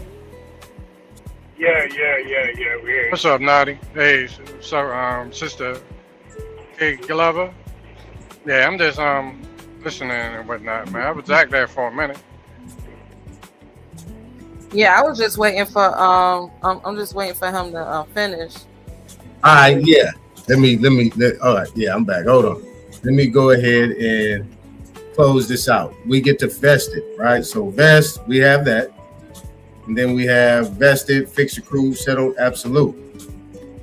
So you guys see just want to show the discrepancies in this information and how it can be beat. It can be beat. Hey, y'all up here, man. Don't stop. Let's go. How y'all doing, brothers and sisters? Man, we good, bro. All right. What's going Y'all on? got it. Hey, you got it. You know, you got the music in the background playing.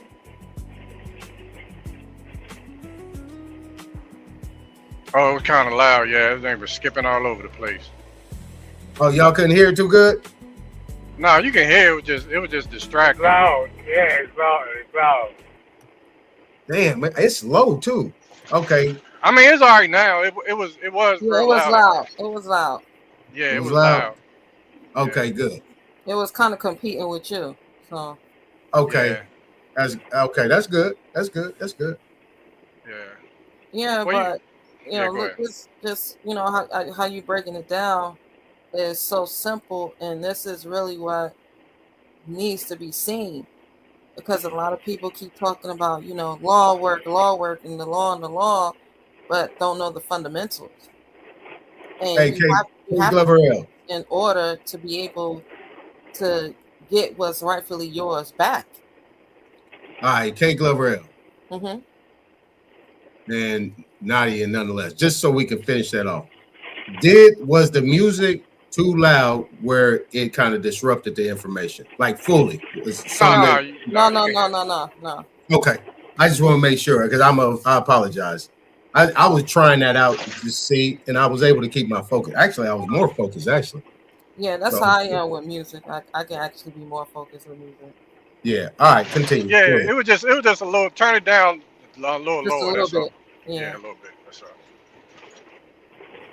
All right, y'all got it. Go ahead. Y'all manage yourselves. I'm listening. I'm taking No, notes. I'm agreeing. I'm agreeing what she's saying. Yeah.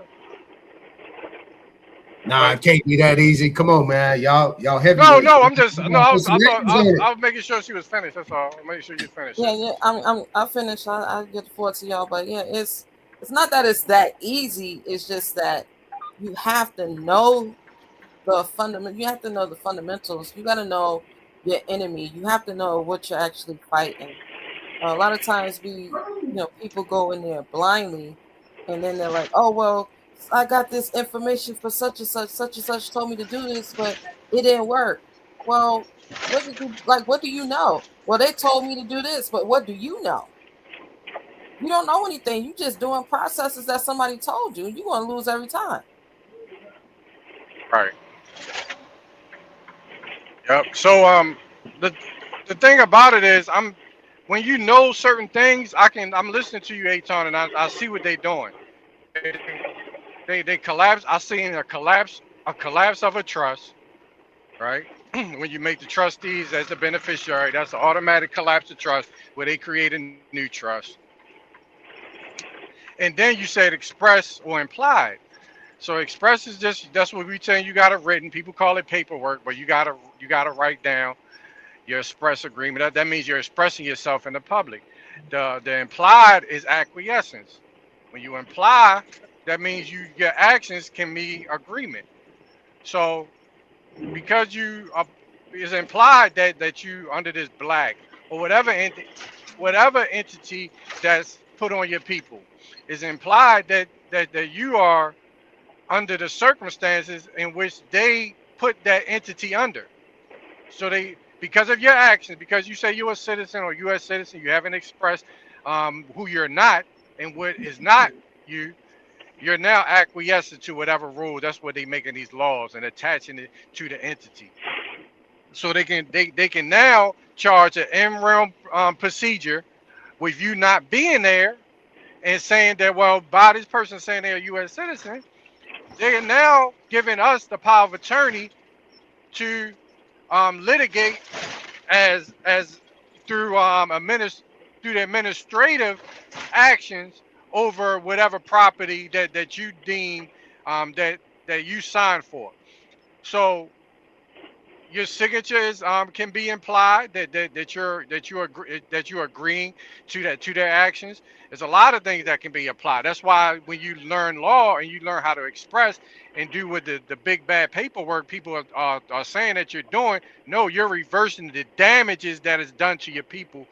And if you don't express it, it's now implied that you agree with what they're doing. So that has to make sense to people, and a lot of times it doesn't, and people get upset. They don't, when we say we're not that, even though they say it's written down that we're that, and we say, well, no, you're not that. You know what I mean? Because you haven't expressed what you're not and what you don't agree with. See, the whole thing is put on agreements. They're trying to make deals. Why Trump is, why they upset at this thing in Iran? Because Trump is showing people that it's all about deals. Right? You see what I'm saying? So now they try to distract you with, oh, what you mean? What you mean a deal? This is a war. And look what he's doing. Trump is like showing people that, bro, you're making deals with the devil. For real, for real. You know what I mean? So now you got to reverse that. Because Aton, you put something that's even deeper. It's heavier. It's heavy thought when you look at that word covenant, bro. Because that goes back to a whole lot of ecclesiastical jurisdiction, ecclesiastical in these ancient books, these prophecies that's talking about deals and covenants that you're making with entities that you shouldn't be making deals with. Right?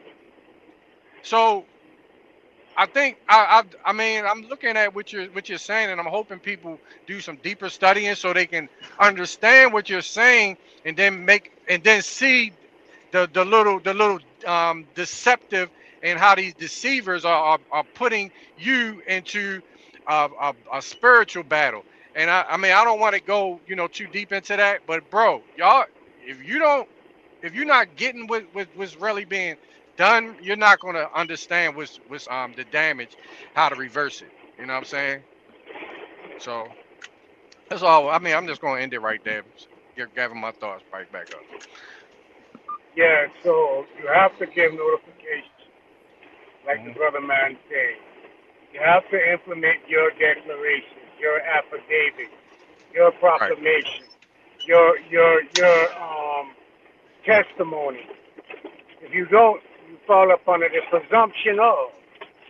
And the presumption of is that the individual that doesn't give notice, that doesn't implement their standards, they belong.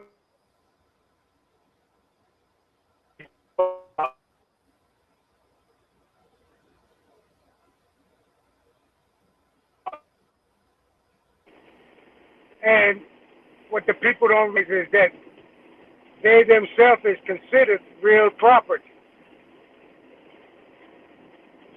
unmovable property. Where you going? How can you go off Earth? What part of your body going off of Earth?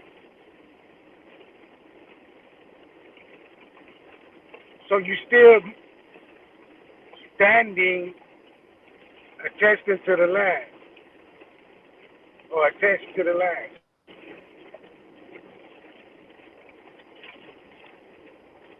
But the information, how you giving it is like,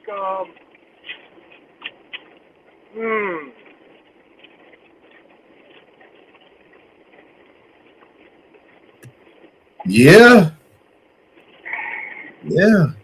Okay, so look. It's not for the Oh, okay, It's my not bad. for it's not for the common mind, the common thought process. The way you're giving it is more like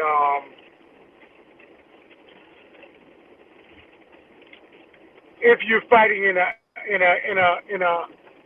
secluded so here it is. I'm listening. Get it, So spit it out, man. I had a little intervention, whatever you want to call it. I had court today, the courthouse today for some little misdemeanor shit. Right. I chose to because I got a schedule of fee. I'm taxing. So I goes up and I filed two, not one, but two declaration of status. Separate saying different things, but in a letter regulatory because they try to automatically apply a PD. Another one, a declaration of admiralty president, as I'm the admiralty president in my own boat, president on my own ship.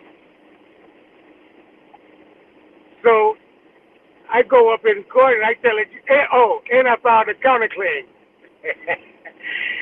So I go to the judge and I say,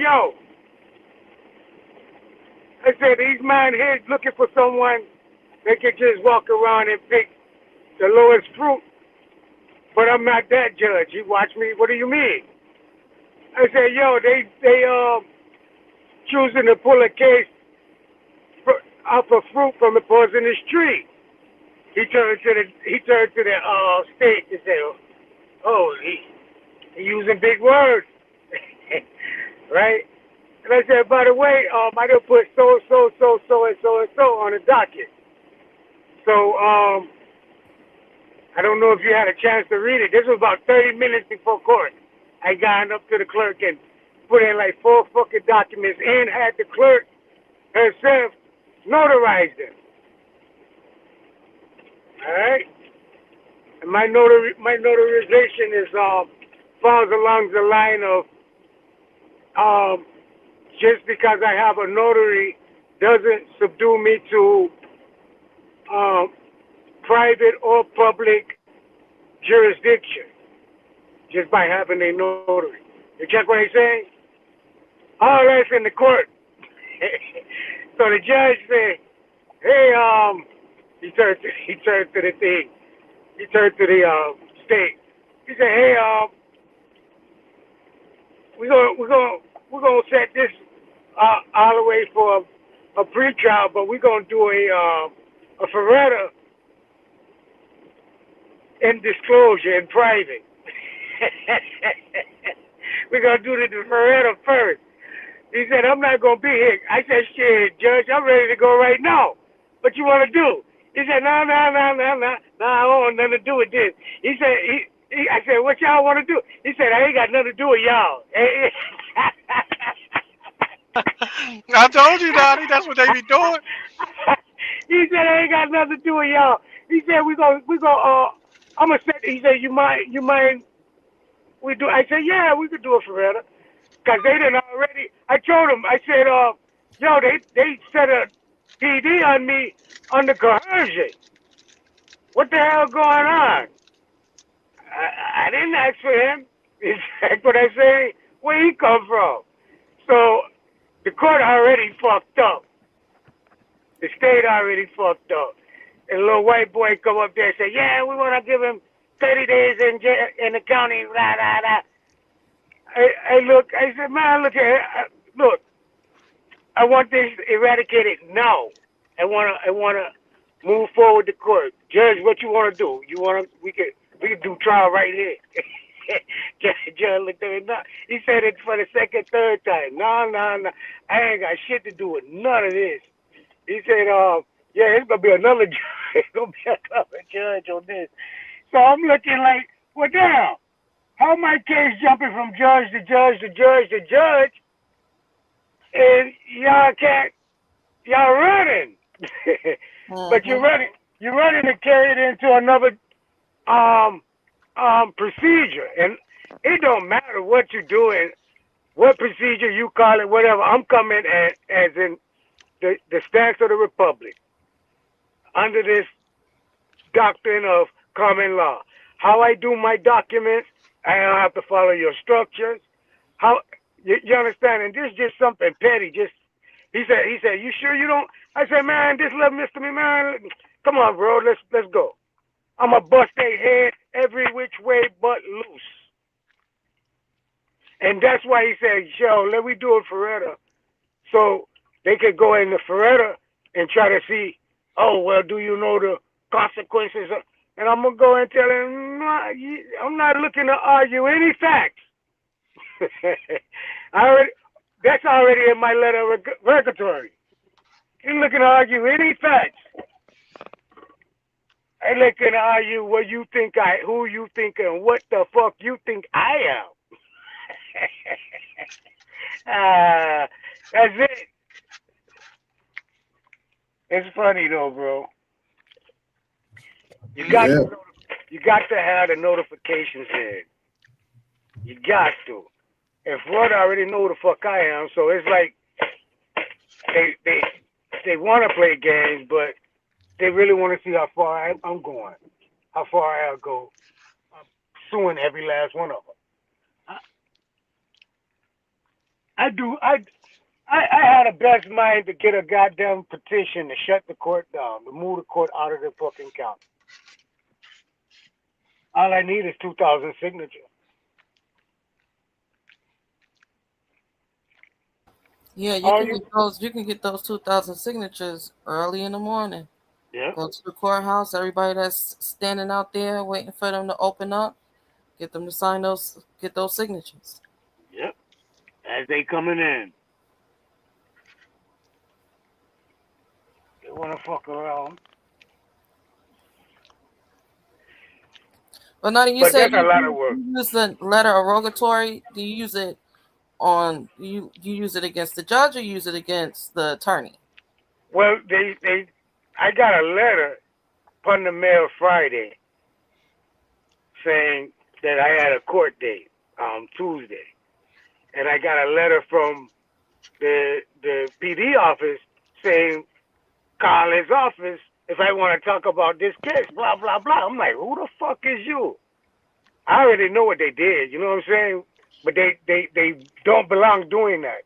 NRAM in the equity court, trying to assign you an attorney. Right. Well, you sent the letter rogatory to the so-called PD that they assigned. Right. Correct. And in that letter, I told him I want the bonds, I want the history of the judge, the history of the DA. I want it's a 2-page regulatory, right? I think I probably got maybe 14, 15 different tasks for it. And I told him, I said, oh, I would be gladly to accept your assistance. Whoop, whoop, wop, wop. What I need you to do is whoop, whoop, wop, wop, wop, wop, wop, wop, wop, wop. Right. So I, as we was leaving out, I looked at him. I said, because he wanted to hold on my regulatory, right? He wanted to hold on to it. I looked at him. I said, nah, give it in. You don't need to have that. It's in court. It's in the court record already, so he gonna be able to see. So when we was walking out, I said, I don't know if you got to read the letter. He said, yeah, I briefly read it. And he said, I'm going to tell you, some of them things I wasn't going to be. I said, I already know. That's where you was going to be fired. That's where you was going to be fired anyway. I looked at that in his eye. He said, oh, man, what do you mean about the poisonous fruit? I said, bro, this case is deriving off another case that the state already did a NOLO on. Mm-hmm. So if they did a NOLO on the first initial case, and then turn around and try to use this second one, the secondary, to go off of the order that the judge put on that first one, man, that's crazy. You got to get rid of both of them, because the only way this order stand is off of that case. Mm-hmm. So you can't even produce an order, as in discovery. You can't even produce an order.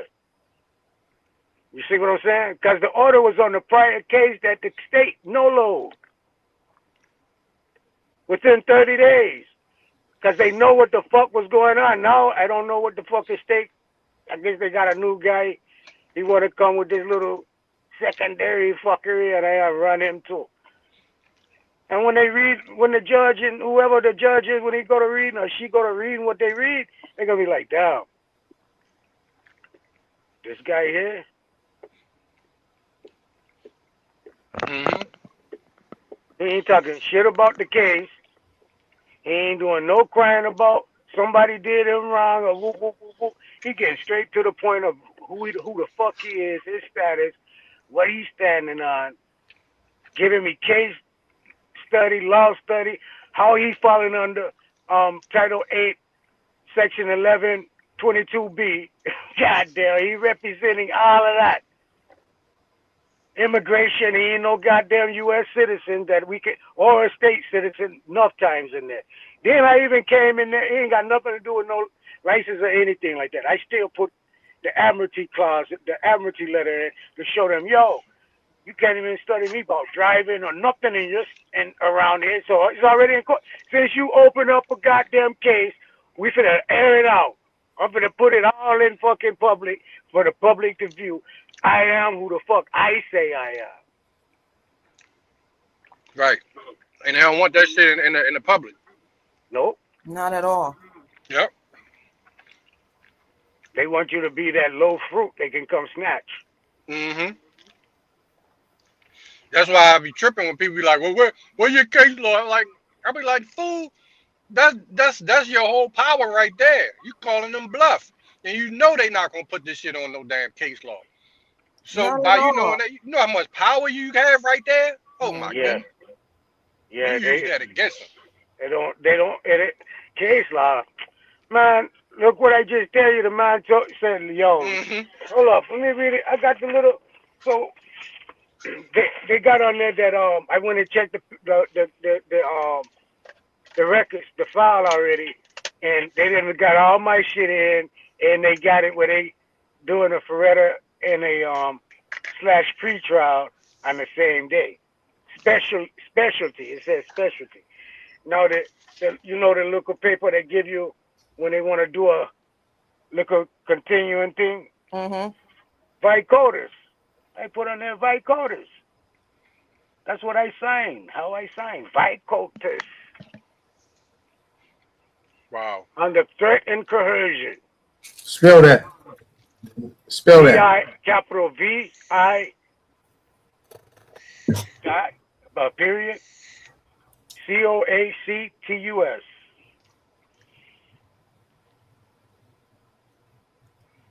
vi.coats. COACTUS. Okay. COA. All right.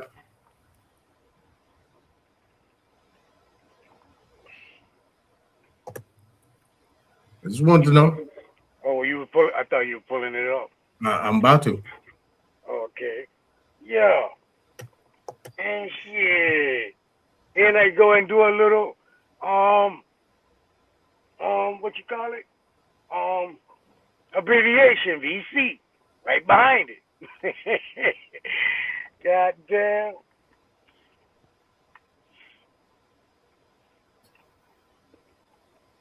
Then it says city, mailing address, NA. City, NA. Further hearing specially set.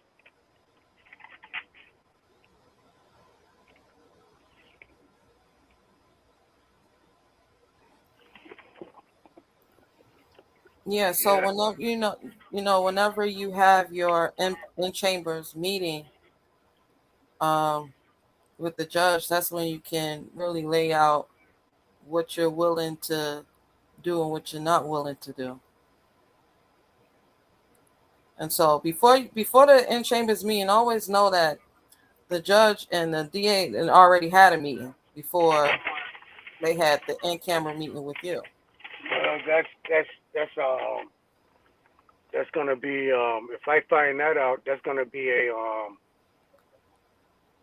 a violation. That's called That's ex parte, isn't it? It's an ex parte. But see, they do it. Come on now, y'all got to think about it. They do it all the time. Yeah, we don't know that. A lot of times they don't get caught, but you can tell that they do it all the time because when you go in there and the in-camera meeting with them, it's on a different vibe, and you're like, well, hold on, we supposed to be in here going over what's going to happen, what's going to take place, and then normally at the end of the in-camera meeting, the judge is pretty much like, okay, y'all gonna have to figure it out. That's mainly what the judge is saying. Y'all need to figure it out. Y'all need to negotiate. And my experience, the DA always taps out because they don't have anything to go off of. And so they sit here and they'll fight all these months. Like you were saying, Aton, they'll fight all these months to see if you're going to actually tap out. Then they realize, well, hold on, you're not going to tap out. All right, so let me go ahead and drop these charges. We could have did this months ago. Right. Right. Yeah. Now, a couple things that was mentioned in camera. A lot of people don't know in chambers. Now, people probably seen chambers and Law and Order shows and movies or whatever. What is in camera? I don't think a lot of people know what in camera means. It's the same thing.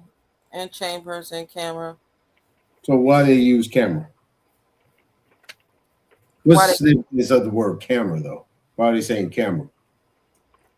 And camera is just in chambers. Okay.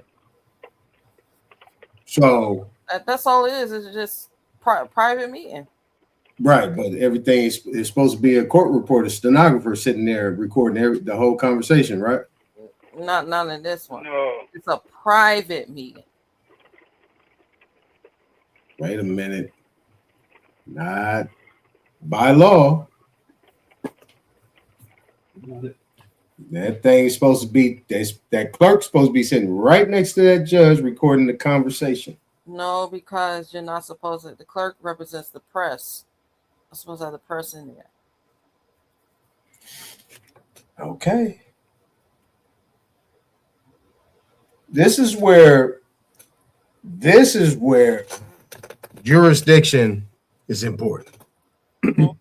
Because I know what you're saying, and I agree, but that doesn't make it right. They don't make it proper. They don't make it lawful. Even though they're doing that, that's not proper. That's all de facto. We agree or we disagree? It depends on if that person wants to have the clerk in there or if they don't want to have the clerk in there. Even if the clerk is there, the clerk could be there and this is what I'm saying. The clerk could be there in its de facto status because they're really doing an interim proceeding, pretty much. They're pretty much talking about how they can maneuver what we can maneuver. It's just like a de facto grand jury where you already got your mind made up.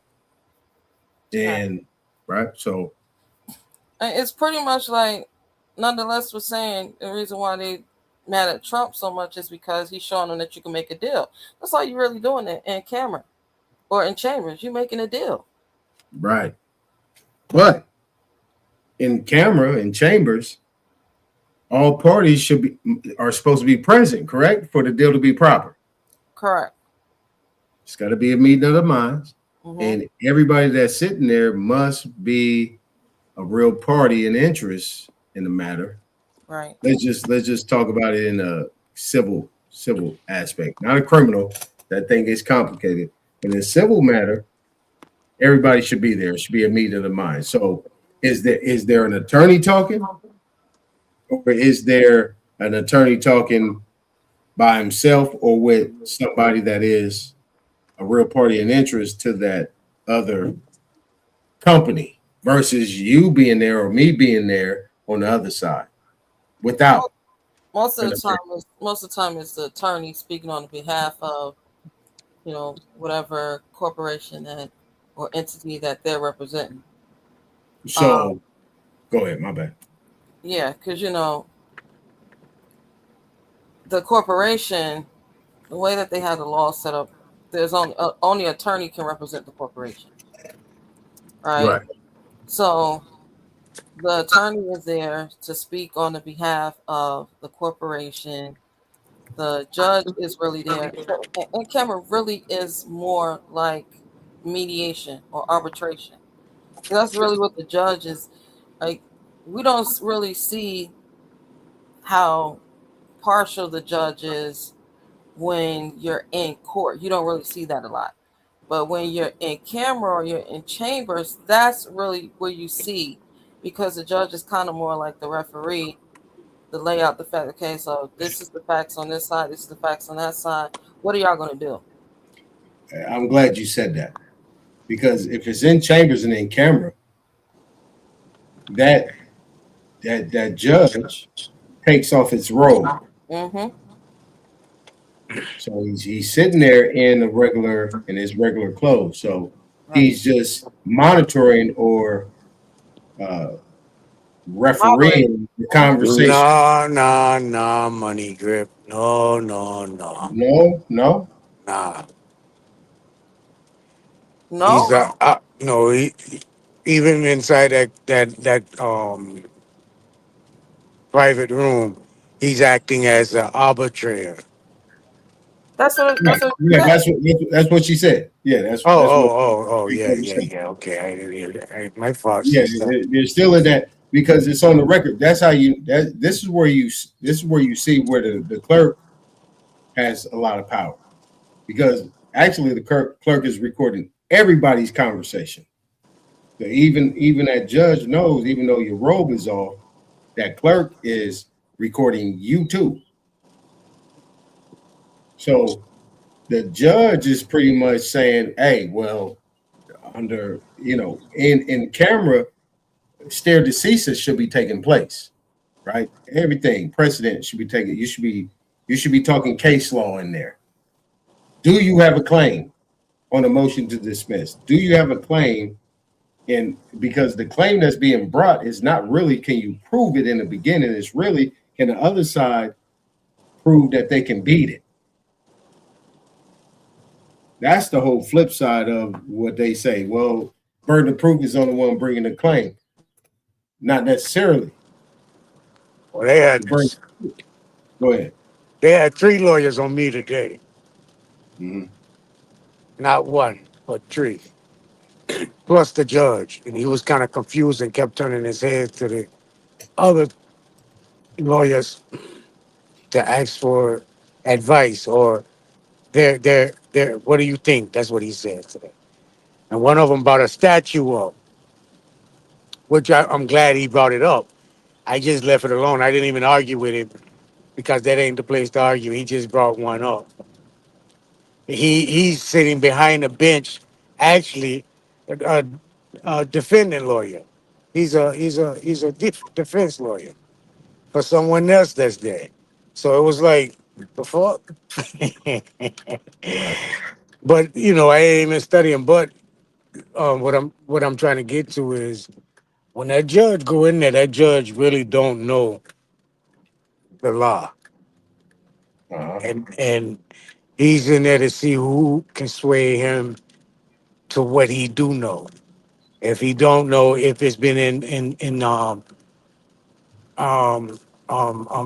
in the file or admitted in the docket, he can go and view it and see what point of frame you coming from.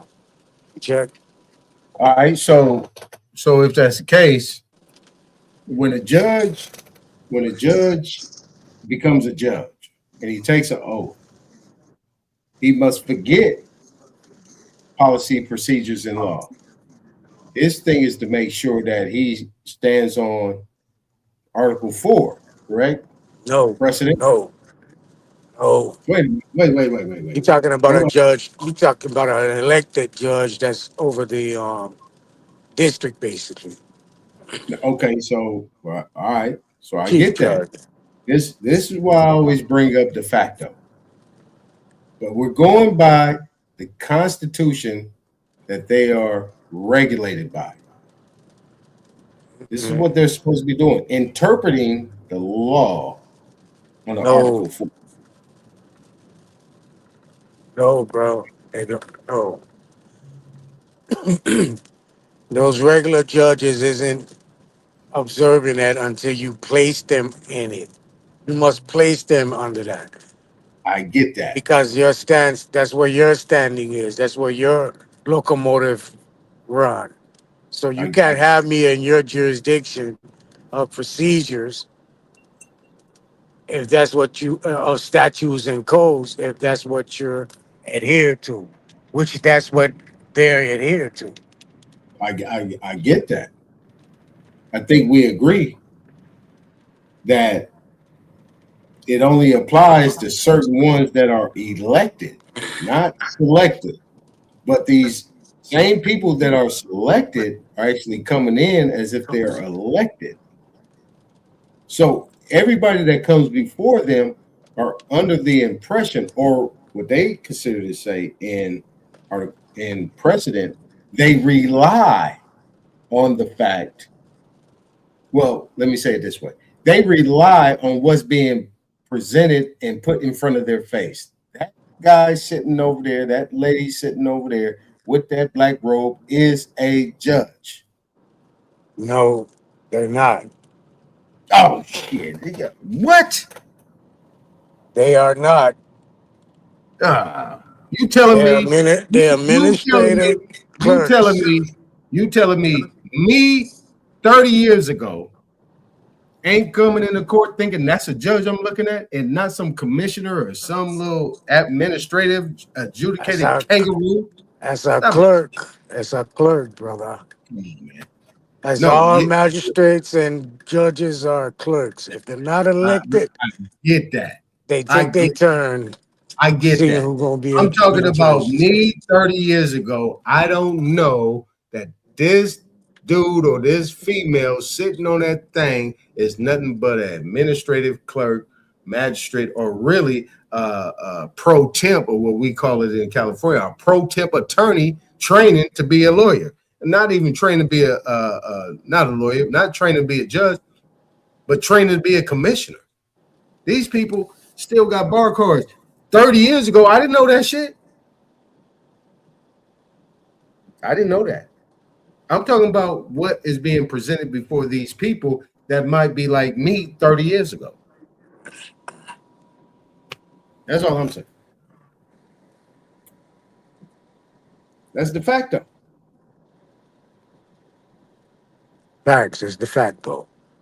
Yeah, that's de facto, but the people don't know that. I didn't know that. But they're not under it like you was asking if they was under the Article 4 of adherence. Yeah, Judges not full faith okay, and okay, credit. okay, okay. You see Full faith how and credit, right? Full faith and credit, stare deceases. nah, you see how that woman said earlier, if check your judge's record, if they have a complaint to get against them, it'll be in a commission, boop, boop, bop, bop.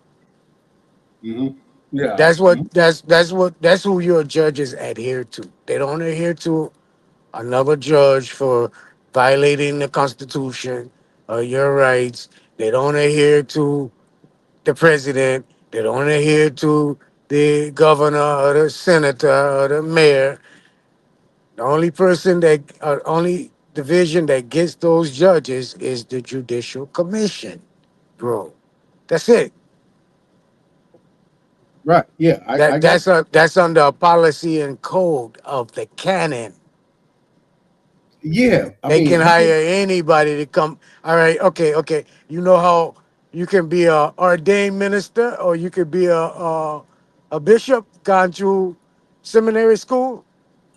Same. It's the same thing. I can bring these little Rudy Poo in and say they judges, or Mhm. they could go and get their little bar license from as a attorney, practice law, either on the defense side or the prosecutor side of the state, and run for office and get elected in, and then they become a judge. One of the two. Me as a governor or a mayor, appoint someone to be a judge. Anyone, I can appoint anyone. Right. That's me ordaining them. Once I ordain them, the only person they answer to is the goddamn. Oh, my fault. The state police. The state police can get him, and a notary with the both stamps, the regular stamp and the stamp of um the stamp for um what's the name of it? Epistle apostille. Oh, yeah. The apostille. Yeah. Yeah. Now, Those. now. Yeah. Go ahead. All right. So, okay, but still, I want to come back to somebody that does not know what is coming up in front of what somebody that does not know is relying on the fact from point A to point Z. Once you get into court, that this is some lawful act that's being done by law. And when they say law, they just say law. We're the law. You see my badge. You see my robe. You see my musty ass suit with lint on it and a dusty ass briefcase. And I'm sitting over there on this side of that table. And you're on that side of that table as a plaintiff and defendant. And I'm saying, and they got this whole play going on there. And Joe Blow, Jane Blow is sitting over there on the other side of that table with their head spinning like, I just want to make sure I get up out of here. I ain't trying to go to jail. That's one person, right? All right, Joe Blow over there just surrendered himself to the jurisdiction. But look, let's dumb it down a little bit. Now, I'm not saying y'all dumb over in whoever listened to this. Not saying y'all dumb, but this chat ain't dumb. Clarity a little bit. But anybody that might be listening, we're not okay. They did that, but are they wrong for that? If you have multiple angles coming at you, saying this is what it is, and it's being repeated over and over and over again. So that means that they're like, hey man, I gotta pay this, or I might go to jail. I gotta pay this, or I could be held in contempt. I gotta make a plea, or and it's what it is. Let me give you a quick example. When I first got this information, I was in Santa Monica. I was at Santa Monica Courthouse. And I sat there, said that, and talked. I mean, she saw me do my thing. I came back. They sat me to the back. I had to wait. I said, look, sister, all you got to do, don't make a plea. Just don't make a plea. Just ask them, what am I making a plea to? And she was like, man, as soon as she got up, man, I put fear in her. When she came to the front, she started crying. The judge was like, what are you crying for? She was like, I just don't. Man, she lost it. I said, I ain't never doing that shit again. I mean, just for the information I gave her, that struck fear in her. Look, I get it, Nadia. I get it. But people rely on that. And if you have these people that are duly licensed and do this by the dozens and dozens and dozens per like minute, You know what I'm saying? There has to be something that they could be held to. And if people don't know how to hold them to that, then sheesh, it's a tough situation. It's easier said than done. That's what I'm saying. You make it sound easy, but it's easier said than done. And a lot of people ain't really prepared for that because it's just the conditioning. You know what I mean? That's all I'm saying. That's all I'm saying.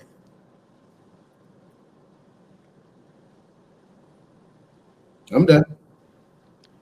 That's the Okay. problem. I don't know what to tell you or anyone else. When you say certain things, it just take me back to where I was standing today. And the man tried to say, "Oh yeah, Your Honor, I want to plead guilty for not guilty for my." I said, "Hold up, I'm not pleading. I'm not pleading to nothing." Then the judge come asking me, "Plead." I watch him. I'm not pleading nothing. I'm not pleading to nothing. What are you talking about? First of all, who is this man?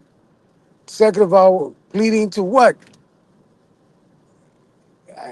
I mean, I talk to them like what can they do?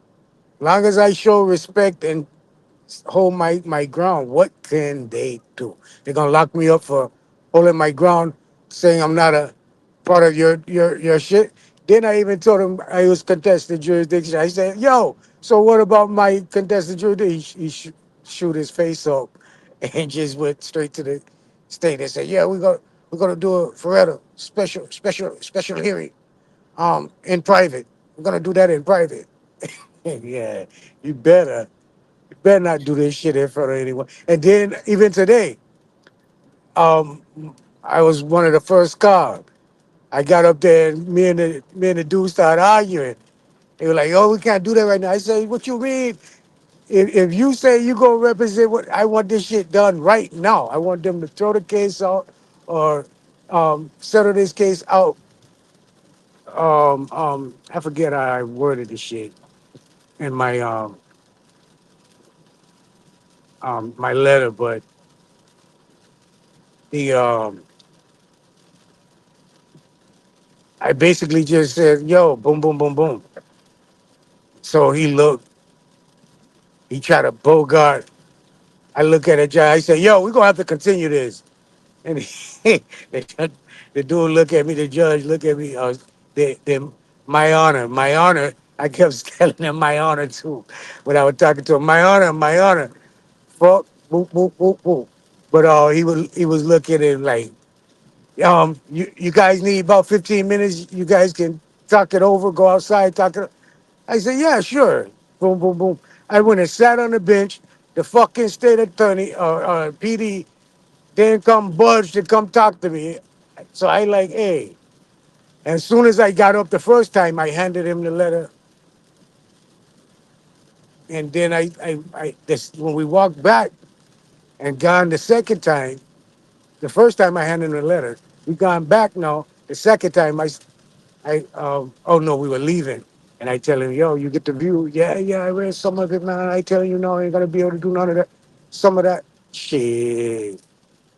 Well, you ain't the one I need. You guys to get let go." And my letter is already in the file. So if they even try to do some dumb shit ever again, this is what's gonna be coming. You already got notice. Right. Now, I get that. I'm not speaking for Well, I'm everybody just on the small panel. talking. I'm just small talking right now. Yeah, I ain't really, yeah. yeah. We small talking. Yeah, definitely. I mean, we got to keep it flowing. Yeah. But I'm not speaking for everybody up here, but I'm pretty sure everybody agrees. But the other end of the spectrum is this: how is the best way to? Now I'm doing rhetorical at this point in time because I'm going somewhere. But how is the best way to be able to execute the same thing without saying nothing? Damn, I just gave you the I just gave you the answer. Nah, I'm fucking with you. Hey, well, yeah. Yeah. How can it be done with anybody that can't spit it? Because my whole thing is, if you can't spit it, then you know what I'm saying. You could do all kind of paperwork you want, but that paperwork ain't gonna mean nothing if you can't spit it. So, how is it possible for somebody to be able to get close or at least a stalemate without saying nothing?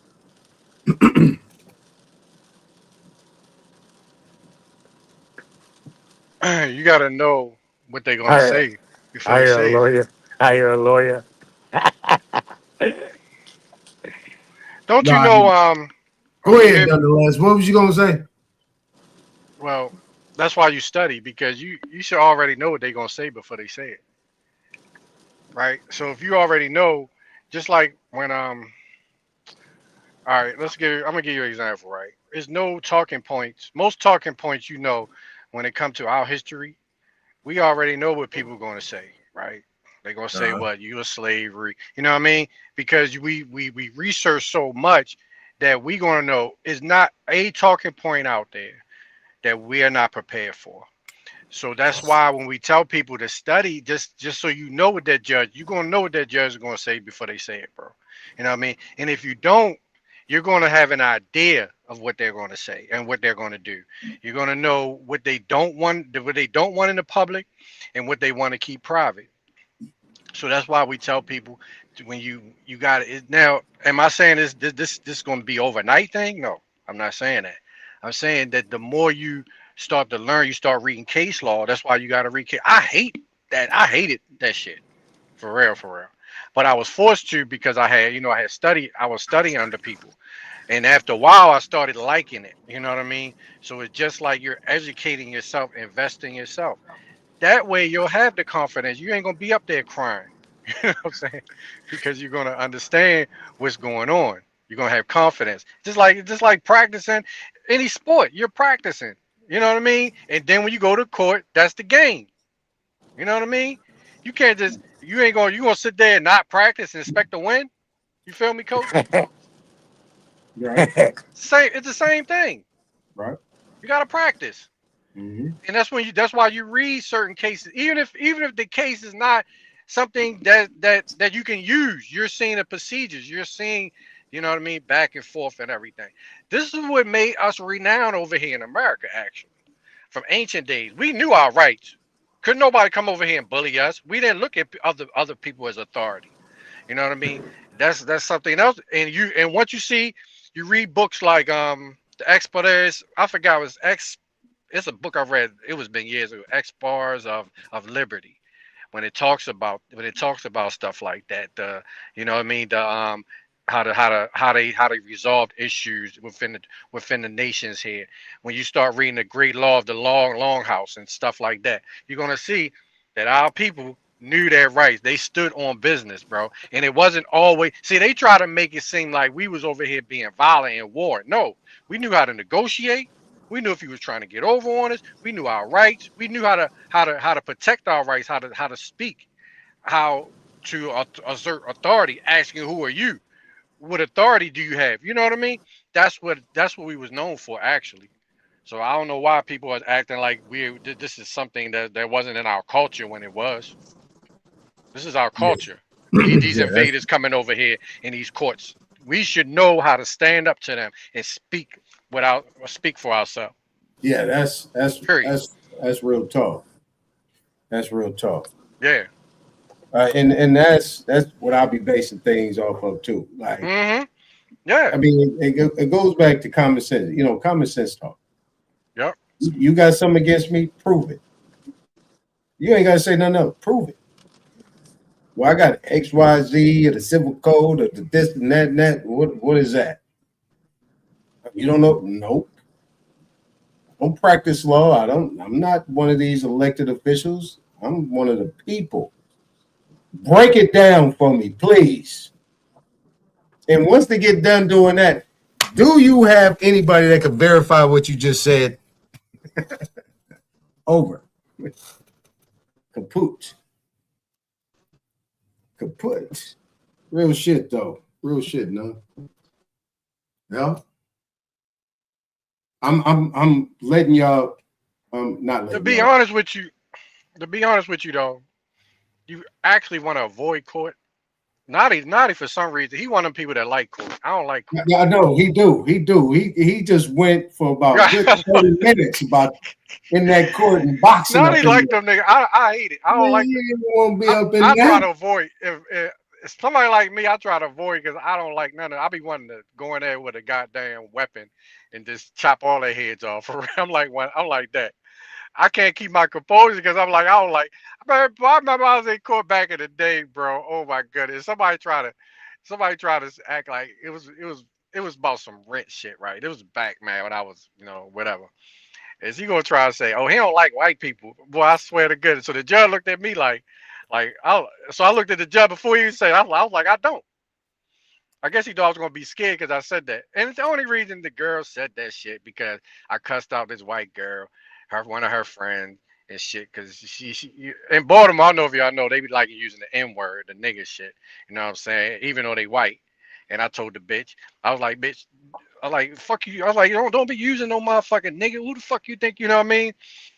And it was her friend. So me and her got into it because of that shit. And we were staying together. I go to court, and she was gonna say that I don't like. It was a white judge. She gonna say I was like I don't. I said I don't. Like that, right? I looked at him. He looked at me like, well, where you staying at now? The judge looked at me like, where you staying at now? You staying on somebody's couch and shit like that, right? And I was like, man, whatever. Like that, right? So I can never keep my cool with them mugs, man, because I know they don't. You know what I mean? And I ain't no shit then. I just don't like them motherfuckers. You know what I mean? I don't like judges. So that's one. That's why I gotta. That's why you study according to who you are for real, for real. You know what I'm saying? Yeah. That's why. See, now he can do it. Go with me. I gotta write. You know what I mean? Submit paperwork too, but I gotta do an estate thing. You know what I mean? Because I know how I am. You know what I mean? But I'm also prepared if I'm forced to be there. You know what I mean? Do I like that? No, I don't. You know what I mean? So it's according to how you are. Some people, I don't know. You know what I mean? That's our whole point, bro. We don't know. Right. You know what I mean? How you gonna hold up? Yep. I'm not intimidated. I just, you know what I mean? I get fucking out of control. Not out of control where I'm going to get arrested and nothing like that, but I'll be like, who, I'm a shit talker. You know what I mean? They want judge. You know how the judges, they want to talk shit. I'm gonna talk shit back to you. You know what I mean? Right. That type of thing. For real. So that's why we tell people, man, find your niche. You know what I mean? What makes you comfortable? Because you got to learn it either way. You got to know the paperwork. Don't do that. You got to learn how to write. You got to learn how to speak it. You know what I mean? And find which one you are more comfortable with and then work that way. Where you might have to mail it. You know what I mean? You might have to go back and forth to this county. You know what I mean? And you might have to submit yourself to the sheriff department. You know what I mean? To the sheriff. You want to nip it in the bud right there. It's different ways for you to get your notice the agent, notice the principal. Because once one agency get it, they all should get notified. Right. Because especially if you have a record. That's why I keep it stressing, keep a record. Better Business Bureau has a registry where you can put stuff on the record in the Better Business Bureau. People don't know that. You ain't got to use a UCC. You can use a non-UCC. Right. To put a notice out. Now, let's get into these definitions. And yeah, the more I listen to Naughty, yeah, he like to go in there and box. Yeah, he like to box, bro. I'm totally convinced he like to box. He like to box, bro. I can't take it. Man, I was up in there thinking that's what I had to do. Once I figured I had to do that, yeah, that was that. No, you ain't got to. If you like it, you can, but I don't like it. Yeah, me neither. Okay, right. So his term he had up here was this v coactus. It's a Latin term meaning having been forced or having been compelled. In Latin, cogo means I compel or I force. The passive participle of cogo is coactus, meaning having been forced or having been compelled or coerced. V coactus or VC is used with a signature to indicate that the signer was under duress. Signer uses such marking to signal that the agreement was made under duress and that it is their belief that it invalidates their signature. Nice. All right. All right. So what we gonna do? Bingo. We gonna we'll keep that there on. Well, I didn't mean to do that. Bam. So we good there. We got that. I'm gonna keep that thing logged in. Now the other thing was in chambers. So Sister K Glover L. Let's go to in camera first. Okay. So in camera is a Latin term which literally translates to in chambers. Okay, so this is not for us. This is for chat. So K Glover was on point. In camera, in chambers, synonymous. Said, but carries the meaning in private. Portions of a case held in camera or held in private before a judge where the press and the public are not allowed to take part. In-camera proceedings are generally deemed less intrusive than public proceedings and are thus often used when dealing with sensitive information. Oh, boy. Gotcha. And I've used this. K Glover L. I've used this, Don. I've actually used this. What's that? You say in camera. In camera. Yeah, I've actually used this before. I actually used this in the tort claim. But the effect of it, I don't think it had the effect because silently, without me knowing, they put it back into the public.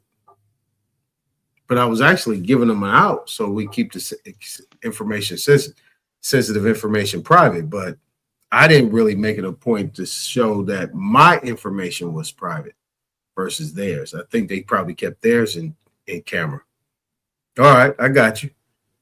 Okay, so it says, for example, as seen in U.S. versus Olin, courts will review in camera, determine if certain communications are covered by attorney-client privileges. So that would what you would consider to be attorney-client privileges. Okay. Now, in chambers, this is interesting. That's why I saved this for last. In England and Wales, Australia, New Zealand, India, Pakistan, Sri Lanka, and Hong Kong, chambers refers to the office premises used by a barrister or a group of barristers who share costs and expenses while working as independent practitioners. Sheesh. That's a mouthful. All right. So, in chambers refers to discussions or hearings that are held within the judge's office in the absence of the public. Same thing. And in chambers, opinion is written by an individual justice to dispose of an application by a party for interim relief. Example, for a stay of the judgment of the court below, for vacation of a stay, or for a temporary injunction. So all, okay. All right. All right. So those things need to be made. All right. So those things need to be made clear when you're actually putting these things in there. So if you're coming in chambers, you're coming in chambers for, and that is your ex parte, right? So let's come back over here to ex parte. Let me do this. I'm gonna right click this, come up here, and then I'm gonna come with ex parte.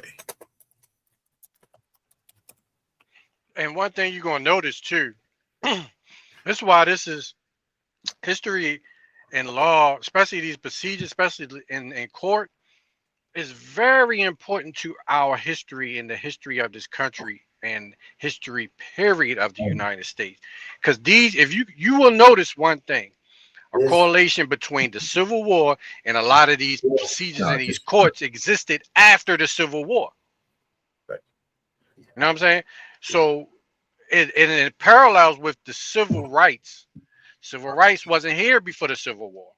After the Civil War, all of a sudden they start implementing the civil rights in these new procedures, these new courts, these new barristers that started to come. Remember, it wasn't none of those people before the Civil War. Trace. You had Right. you had people, you had representatives, like, because Lincoln was, they said was he was they didn't call him what they call him, a lawyer. See, it's different ones. You have the lawyers, attorneys, esquires. You got public defenders, and you also have what's the other one they got? Um,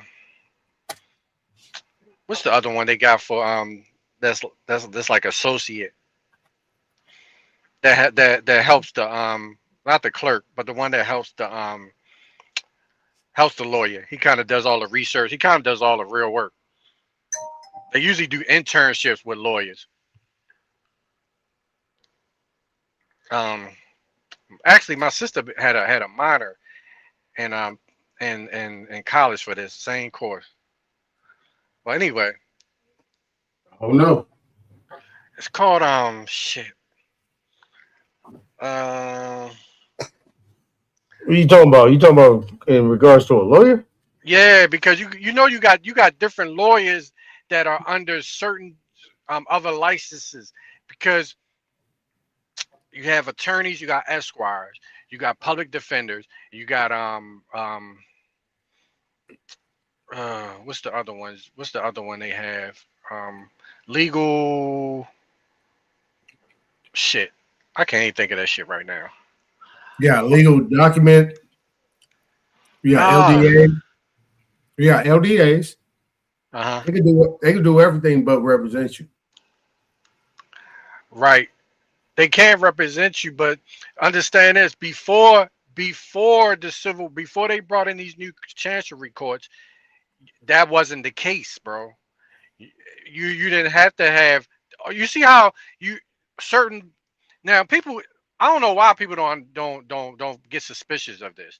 How in the world can Aton be in court, has knowledge, and they say no, you can't represent them, or they say a word talking about, well, you don't have standing. Are you practicing law? Is it illegal for you to practice law if you're not an attorney? What you mean? You know what I'm saying? Why nobody don't question that? Right. You see what I'm saying?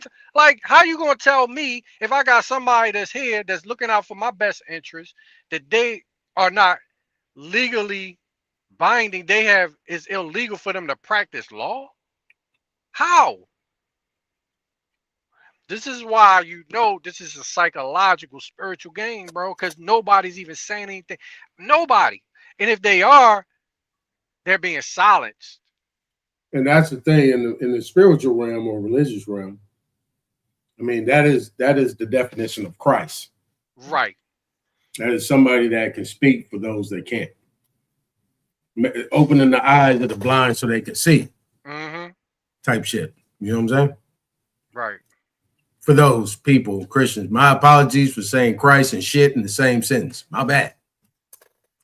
But I mean, under the circumstances, yeah, that's just where it's at. So kind of like shepherd Messiah type issues, and that's what this government don't like. Oh, you know what? I mean, you got federal defenders too. I mean, you got federal defenders in the. It was paralegal. That's what I wanted to mention. Oh paralegal. Yeah, paralegal. Yeah, paralegals. Well, mm-hmm. That's what I was forgetting. So the practicing of law, it's an interesting conversation. Right. I mean, because if I practice, you know, like you guys are saying, you're talking about people don't practice. But if I don't sit in the batting cage and take batting practice, if I don't sit in that gym and take 1,000 shots a day, I'm not going to be good at what I do. So what's the difference between practicing law and practicing a damn jump shot?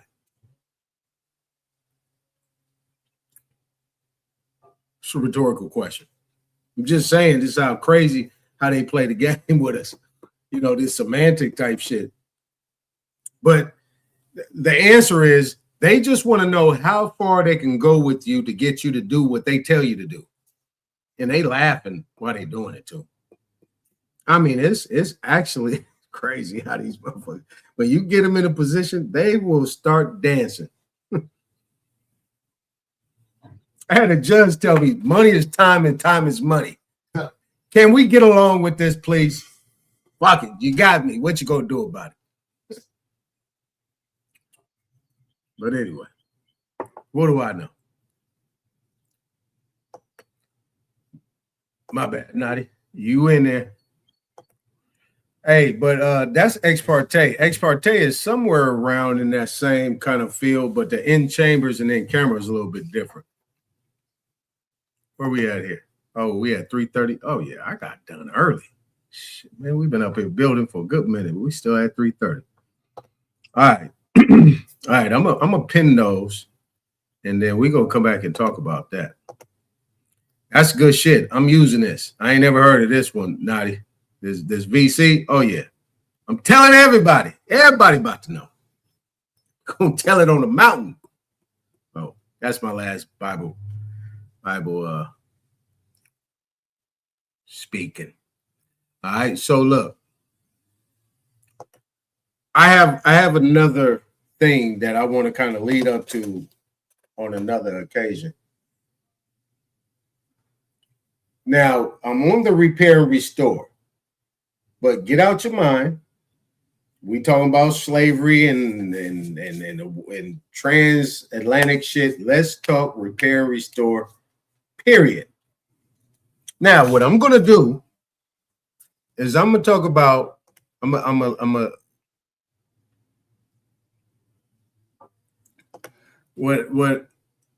going to do is I'm going to ask this question. Repair and restore in getting remedy in civil law. Let's see what they say. Let's see what they say. There we go. Let's bring it all the way down. It says in civil law, repair and remedy refers to legal actions taken to enforce a party's rights and address harm caused by another's unlawful actions. Remedies can include monetary compensation or specific actions to restore the injured party to their original position. Now, the reason why I did that is to let people know, because when you talk about reparations, restitution, repairing something, restoring, and all this type of stuff, they go straight to this whole theatrical play that we've been subjected to and beat in our head over the last 50 years. All right? That's about as long as I can remember. So if we understanding repair and remedy, legal actions enforced, right? So it involves legal actions aimed at enforcing the party's rights and addressing harm caused by unlawful actions by another party. This process is essential for ensuring justice and restoring the injured party to a original position. So, type of remedy: legal remedies, monetary compensation. Equitable remedies include actions such as injunctions or specific performance to compel a party to act or refrain from acting. Key aspects: repair and remedy cases, monetary, specific actions, provisional remedies. Okay, so we got that. I wanted to start off with that so we can see if I can get a response from you guys in regards to remedy, repair, and restore. See what I'm saying? You need this, right? Yeah. The repair and restore, right? So the repair and restore, we have on just a regular level. We ain't got to go to the super top level, just a regular level of civil law.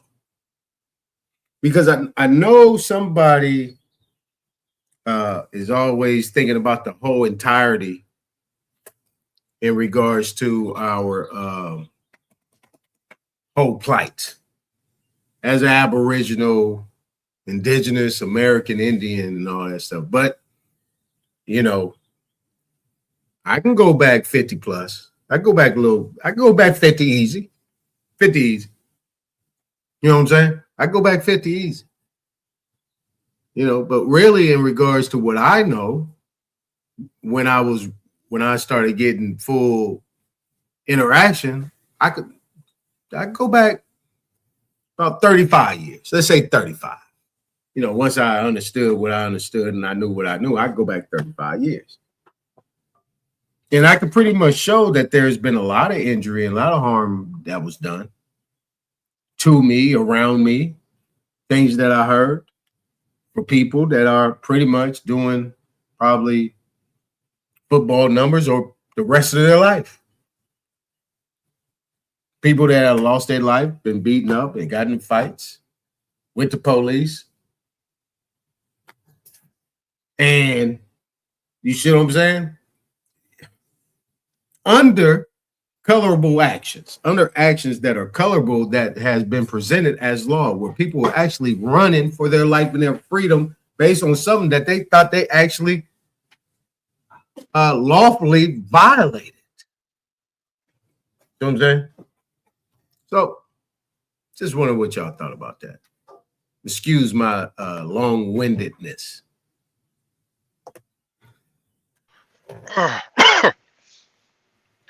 Well, that's when you gotta. I mean, it's unlimited amount of damages being done to us people, especially the people of this land.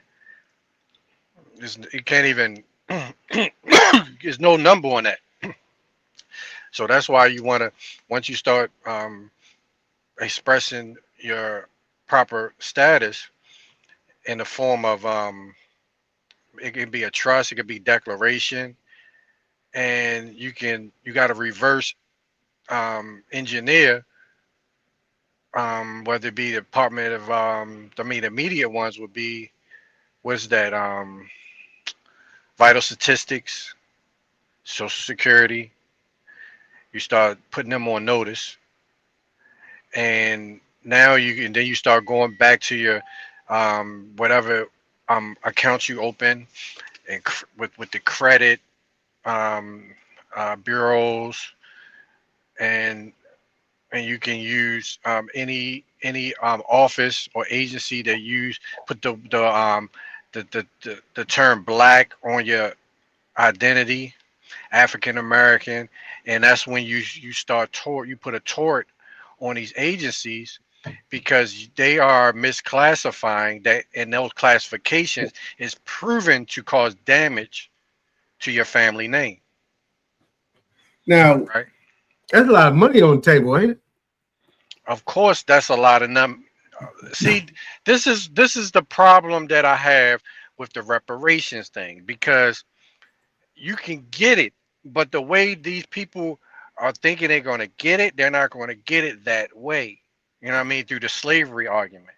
No, it's through the classification argument, the misclassification and the changing of records, through torts, through restitution. This is Now, why with a- you do. Now, what with you a do. tort, real quick, now, with a tort, are you giving up something by filing a tort?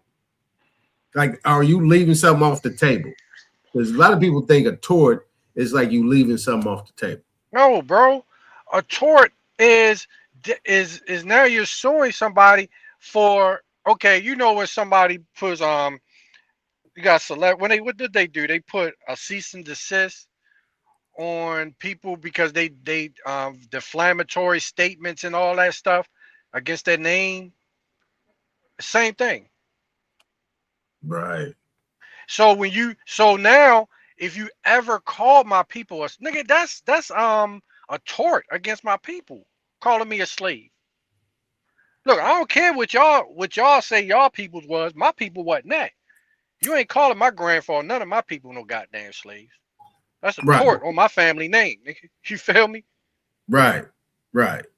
Now that was a better statement. None of your business. Libelous statements. Plecker is a peon. He ain't shit. Right.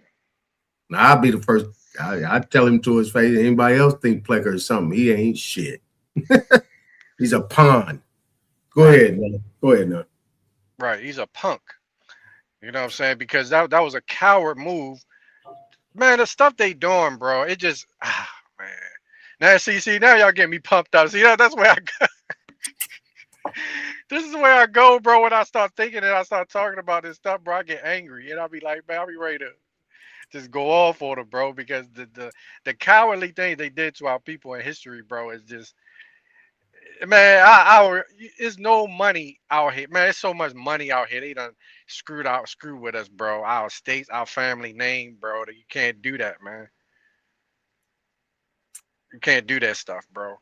Even these I used to say that all the time. I'm like, man, all right. Who was this lady? Like, yeah, your family came from. I'm like, all right. I dare you keep saying that shit. What's your name? Where your address at? You know what I mean? I sue the shit. Nigga, you causing fucking shame on my family, bro, by saying that shit. You gotta prove that, nigga. Right. You feel me? Otherwise, you causing, you know what I mean? You causing harm to our legacy. That's right. That's right. So that's Simple how as that. bro. Yeah, it's simple. It's simple as that. Simple, bro. Yeah. Don't make it more difficult. They see all this other stuff. They try and make things too difficult, bro. I simplify it. Like, you got, all right, well, you prove it, and then if you don't prove it, it's gonna cost you. You know what I mean? It's gonna cost you a lot. Yeah, real talk. You feel me? Yeah. That's a tort right there.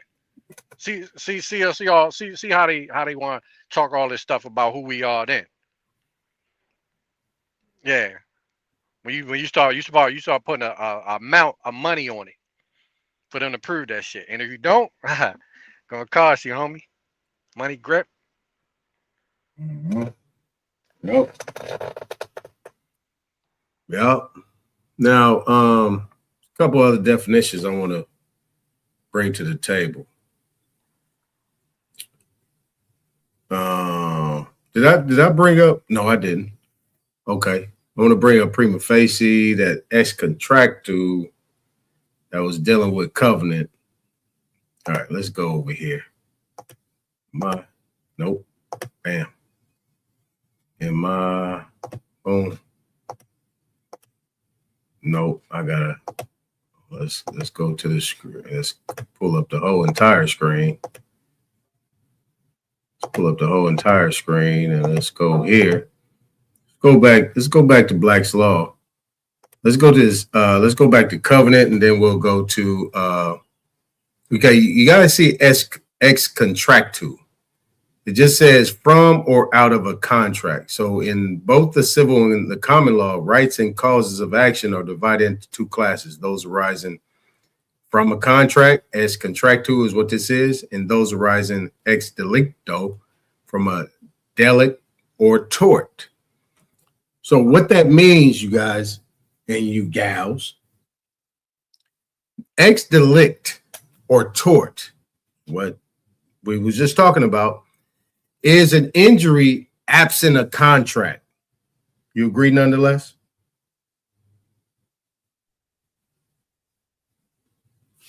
You agree? Yeah, no? All right. Yeah. You hear me? Yeah. So a tort is an injury absent a contract.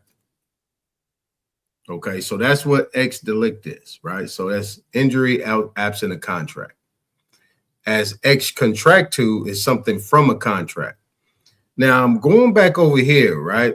So I'm going to keep hammering this thing down here, because in this trustee's deed upon sale, it was without covenant or warranty, express or implied. So let's go back here to Black's Law 4th, and we're going to go, what is that, 736 to, yes, 736. So we have 512. So if it's without covenant or warranty, if it's without covenant or warranty, covenant or warranty, the name of a common law form of action, ex contractu. So that's the name of a common law form action by contract, right? So by contract. So let's come back to 736. 736, from or out of a contract. So, covenant, the name of a common law form of action from a contract, which relies for recovery of damages. But if right here, if they're saying without covenant or warranty, without covenant, we ain't got to get to warranty yet, without covenant.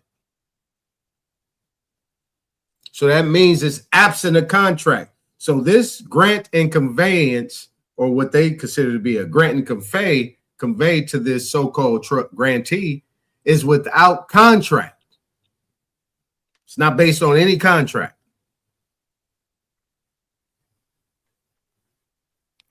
Now, if we go to warranty, right? If we go to warranty, now we know what ex contractu means. Yeah, if we go to warranty, and we know what a warrant is. So we know what this warrant is. In contracts, to engage or promise that a certain fact or state of facts in relation to the subject matter is or shall be as it is represented to be. So if it's without warranty, it's without warrant. So we looked at warranty. Warranty is the same as warrant. A promise that the proposition of fact is true. So it's the same thing. So if you have a trustee's deed upon sale, right? So you got a deed upon sale without warranty, without covenant. That means it's absent any contract and it's absent of any certain fact or state of facts in relation to the subject matter is or shall be as it is represented to be, express or implied. So we come down here to express or implied.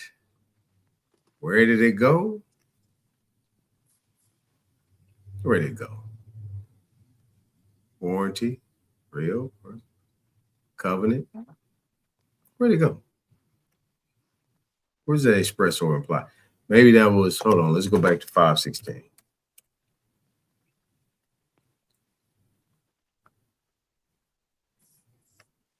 Where did the express or imply go? I don't know. 1832.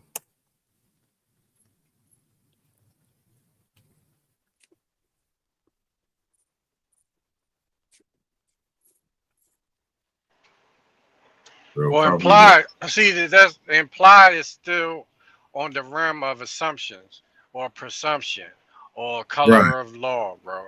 So you got to, so implied would just be they're assuming that because of your actions that you are in agreement with being who they say you are, because just because you are you're falling in those same lines. So say for instance, you don't have to agree with it, but because you are with a certain crowd, it's safe to assume that you are with them. You know what I mean? Because you are holding their insular possession which is driver's license, social security card, birth certificate, etc. They assume that you are a citizen, right? And it's safe to assume that. But once you express it in a certain way, you make a separation that kills the presumption, that kills the implied element of what's going on. You know what I mean? You're like, no, I'm using these as a business vessel, and I have this there you go. Security agreement to express exactly what my intentions are. So thank you, but that's not what I am. I'm not a subject of the United States. You know, This is what the whole game is about. Implied or express. That's pretty much what. Now, express is just you're communicating with them through writing. So I put in here go one of the reads Hmm. that I did in court. Re so and so, family of so and so, on the behalf of the corporate entity estate trust with the copyright insignia ETAL appellant Mm-hmm. statement of issues. The appellant so and so respectfully presents the following issues for review. Judicial challenge. Whether the bankruptcy court, because now understand they're not a Article 3 court. They're not a actual district court. So the only thing else they're gonna be is probate. It's Mm-hmm. either civil or you're dealing with the federal. You check what I'm saying? Mm-hmm. Because there's no such thing as criminal law. So I'm already letting them know that the individual that they're claiming is separate from me and it's a business that I own, that I control. So if they're gonna come after that entity, they have to come after that entity in a civil action. So I'm Now, letting it be. Huh? what you mean? There's no such thing as criminal. There's no such thing as criminal without a corpus delicti, bro. Oh, okay. There you go. That's Criminal only falls up under rape, um, bodies or something of that nature. Nothing in the material aspect is considered criminal. There is no criminal, and that's not even really criminal because it's scheduled up under the UCC. now corpus delicti. That's a Latin term meaning what? Where's the body? there's Okay. no there's no um there's no complainee Okay. Perfect. or representation of a complainee Right. There's Yeah. no damage. There's no damage to another person. Person to person contact. or a So person's property, right? yeah. Personal property. Yeah, that really should be a Article 3 situation Mm-hmm. because you're harming somebody It else's is. family. That's really It is. Article 3. Yeah, it is. It is. But they remember they subjected it under the Under, UCC. Now the right. state. Now the state identify it as a profitable. Right. Which takes it out of criminal court. Yeah, you're right. Take Yeah. it out of federal, right? So, yeah, there's no criminal aspect inside of a commercial realm. Right. So So they got to go if they're gonna come after the entity. The entity is established as a business. So yeah, like the Right. sister said earlier, only an attorney can represent the business, and then at that, I'm the attorney for the business because it's at turn law. I'm not the yeah, lawyer. I'm the attorney. So me yeah, being the exactly. Okay. Exactly. Okay. Now but okay, so being being that is true. let me finish reading this right quick. All right. Whether the bankruptcy court had jurisdiction to hear the matter given the appellant's explicit challenge to the debts or the debt, excuse me, as well as the creditor jurisdiction and unconstitutional requirement for one to submit to the court's jurisdiction for such submission amounts to involuntary servitude and it is not mandatory under law but is unconstitutional practice. Did you get that? That's the first one of my submission to the court today. That's just like the All right. first Oh, yeah. paragraph. The second one I got material alteration, alteration. Yeah, that's right. of the non-negotiable promissory note. Whether the additional of the endorsement paid to the order without recourse constitute a material alteration of the negotiable I'll be right back. I promissory got a note phone call.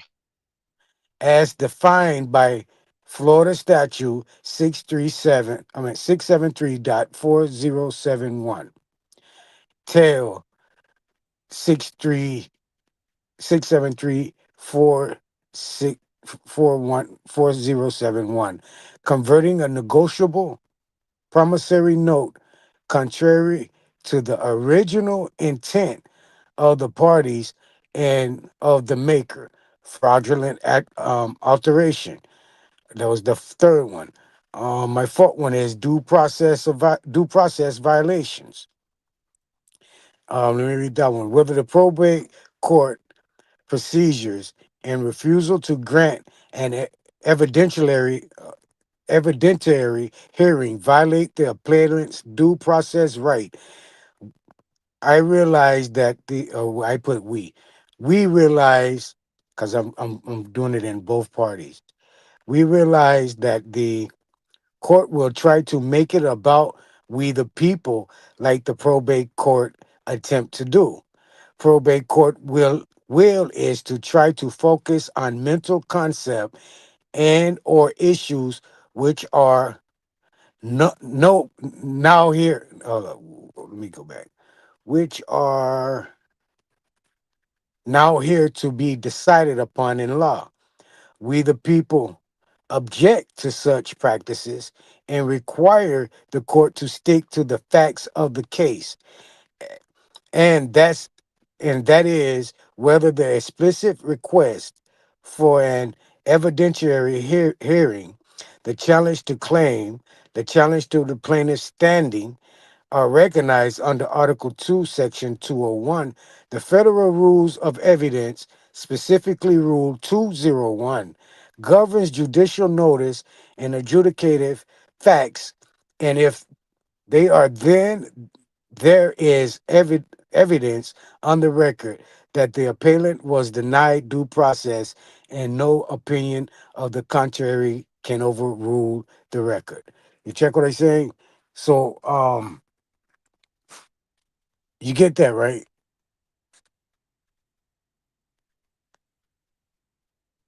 All right.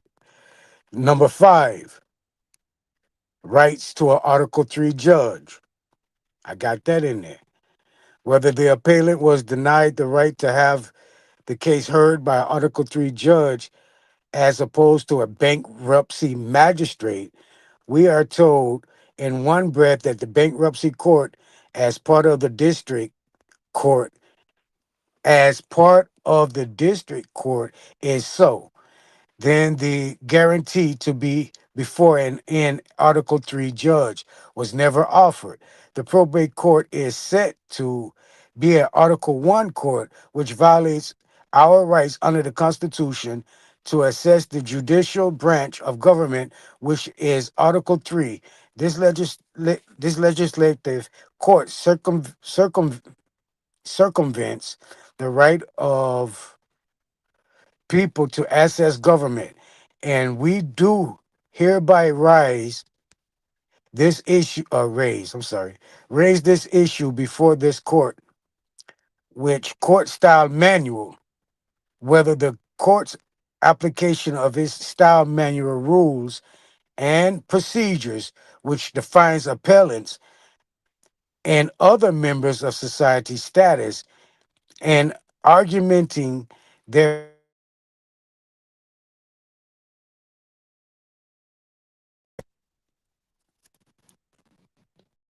I got a phone call in. Let me finish this up right quick. Um, their status and augmenting their capacity under the law of personalities, which we believe violates the appellant's constitutional secured right. The use of the notary below is for identification, and such use does not grant any jurisdiction to anyone. Further affidavit says not. And then I submitted that. You see now, when I go into court, I don't have to say shit. I done already addressed basically all the issues that they can open their mouth on. You see what I'm saying? And if Right. they try to use their statues, I already implemented their statues in the process. Okay. So you implementing these statues, what did you do? Is that pretty much rebutting them, refuting them? That's putting them under that, putting them in that box. They're under the statue. So Okay. I bring the statue up to them as they're trying to use a statue to go against me. You're under the statue. I'm not under the statue. You have to prove that I'm under. Through all my explanation through it, I'm showing that my status is outside of the state codes, city ordinance. Okay. A new instrument known as codes codes and or statutes. State codes, city ordinance are not synonymous in law as the Constitution. The probate court ignored these facts, which the people have the right to have these facts addressed with specificity. Specificity. Specificity. Specificity. Specificity. Yes, specificity. Specificity. Specificity. All right. And for determination to be made on the record so that we, the people, may appeal such adverse determination to the court of proper jurisdiction. You see what I'm saying? Yeah. I'm already putting this in my paperwork. So once we go to court, I don't really have to open my mouth. And if I do have to open my mouth, I have a script that I'm going by, and I don't go outside of that script. No matter what their questions are, I will be in directing the court, not as in being directed by the court. You understand what I'm saying? Yeah. Because Now, all the questions is in the paperwork is answered. They ain't got shit to say. They can't open their mouth. okay. Now, in a I hate to give you a time because I want to get on this because we have 4 hours. And in less than 2 minutes, you mentioned counterclaim. Is it possible to put in a counterclaim or cross claim in that same proceeding? Okay. You like that one, huh? You were ready for that one, huh? Cool. I got it right here. I filed this today. Cause of action, civil right violation under 42 USC S statute 1983 and or 1985 section 3.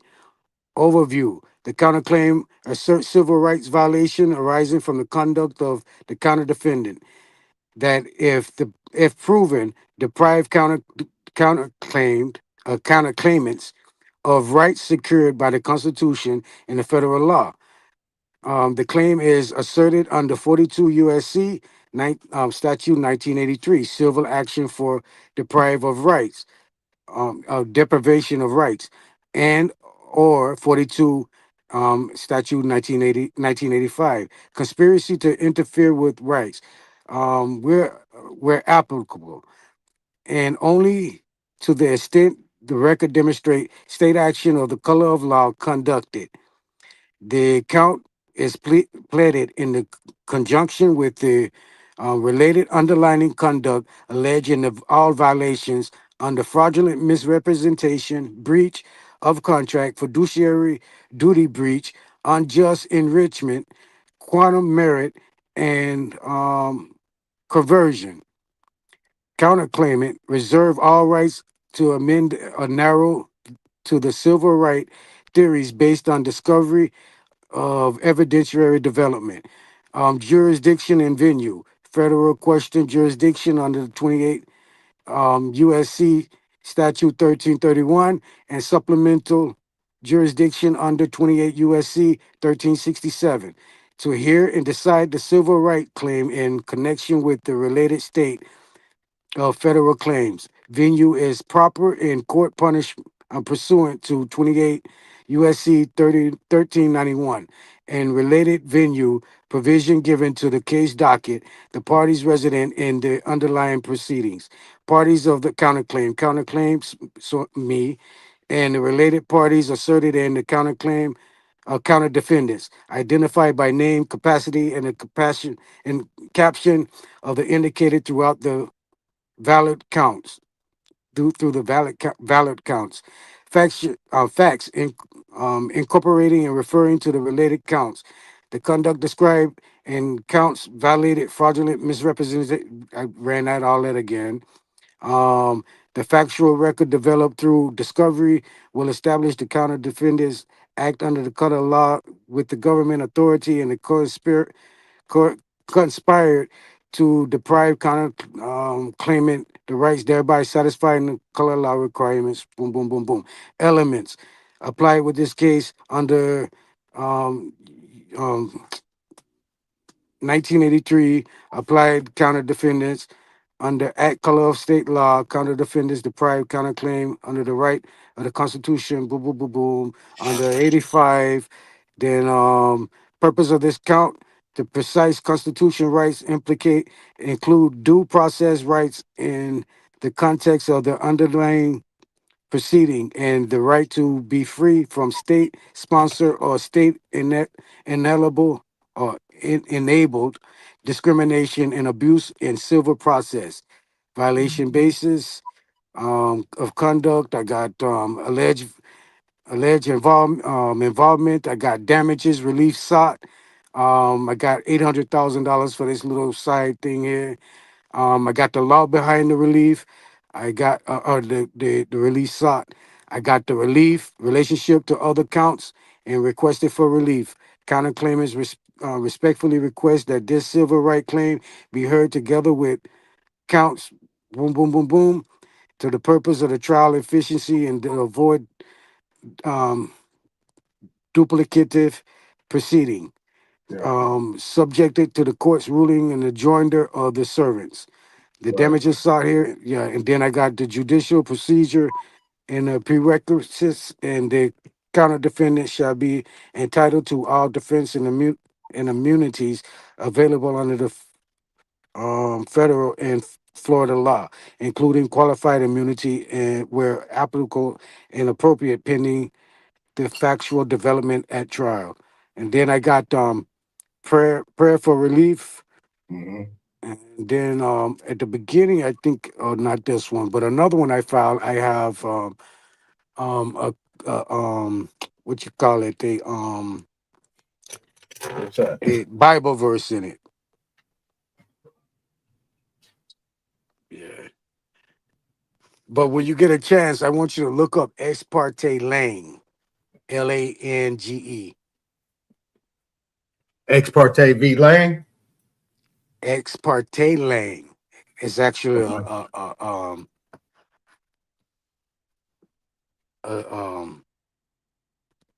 and that's what I think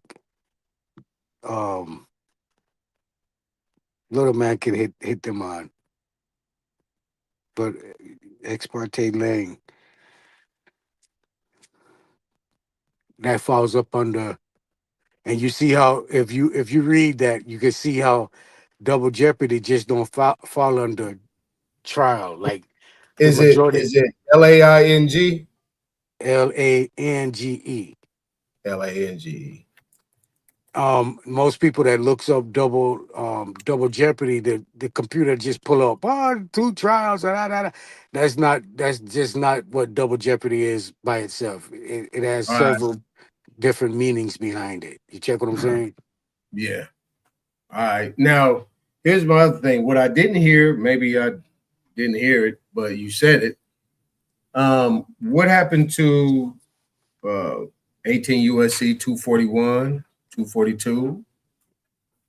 I mean, if you got 42 USC on the civil side, you can actually come with the criminal aspect that they fall under. You already established that they are subject to those codes and you're not. And once they did the deprivation and conspiracy against your rights, why not apply that as well, because you know that's Bivens, right? You got the Bivens. Well, I'm Okay. not trying to use. Oh, you don't want to send them to jail? No, I don't want to use something that can be confused to place me up under a subjugation of enslavement of No. that identity. So my tactics to the court. Oh, no. Time out. If you already put it on the record and you establish that those statutes and codes don't pertain to you, you've already put yourself in a sovereign status, exempt. So if you're exempt from any of that taxation or levies or liens or encumbrances or trespass, then you can actually utilize those codes. I mean, from what I'm hearing, if you actually have put that on the record and you establish that, so you pretty much knocked all that statute shit out the box, and you come with your counter or your cross claim, then why not give them the whole kit and caboodle? You know what I'm saying? Let them figure it out. I mean, if you just hit them in the pockets, that's cool. They can get in the soup line, but at the end of the day, they need to go sit down. Let them figure out how they're gonna make it work, because they don't want to go to jail. That's what they don't want. Because when you go to jail, we come and levy your whole house, your wife, your children. Yeah, you take them out of private school and they're gonna get into public school, and y'all gonna go apply for what? EBT. That next level. See what I'm saying? Just a question. Well, again, so you speaking on which one? You speaking on? Well, the statutes, you know, the one on the statutes, you said you answered, and you pretty much subjugated the statutes and codes not to apply to you, but it applies to them. No, so when I use those statutes, I use those statutes to put them under that statute. Right. So in your cross, that's the only thing they gonna go up to, far as themselves. They're not gonna identify with their titles, USC codes. When I use USC codes, I'm using USC codes as in my representation. What like 8 USC 1101 22B. I'm identifying under the federal identity. So when you're dealing with me, you really got me and you in two different jurisdictions. You check what I'm saying? So when they reading, when the judge is reading, he's gonna see that, damn, we can't get him under statutes because he's implementing statutes over our head and placing himself in federal. So we got to apply him a federal judge. You check what I'm saying? Yeah. If not, now just off rip is failure of due process. That takes it into another violation under the federal code. But when I use the 1983 or the 1985, my entity, I actually have my entity set and labeled as a white man. Okay. That's what my entity is identified as.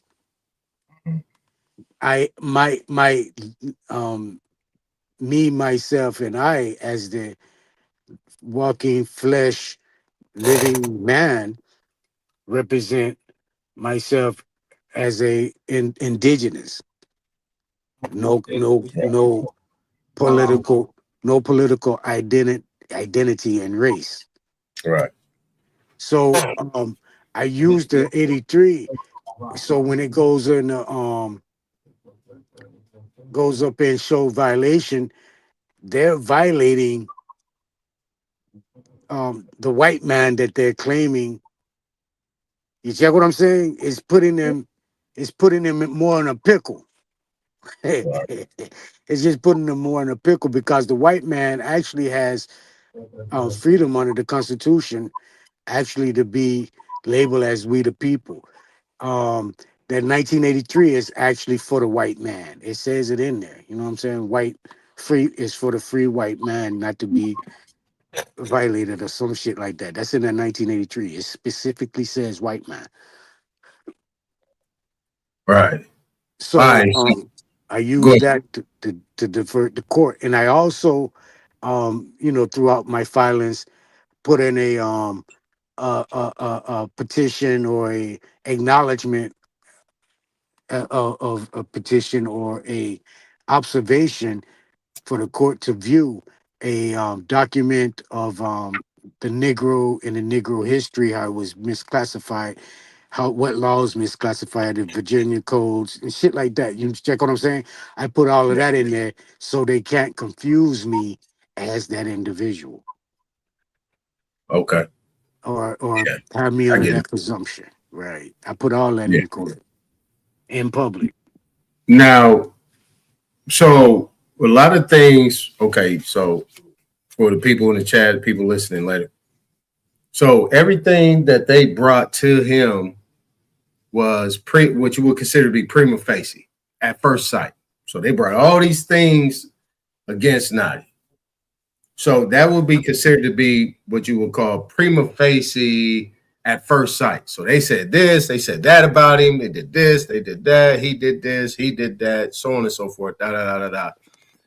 What he's pretty much saying, he knocked all that. He addressed that prejudicially. Before he even got to the judge, he put it on the record. Now, they have to rebut it.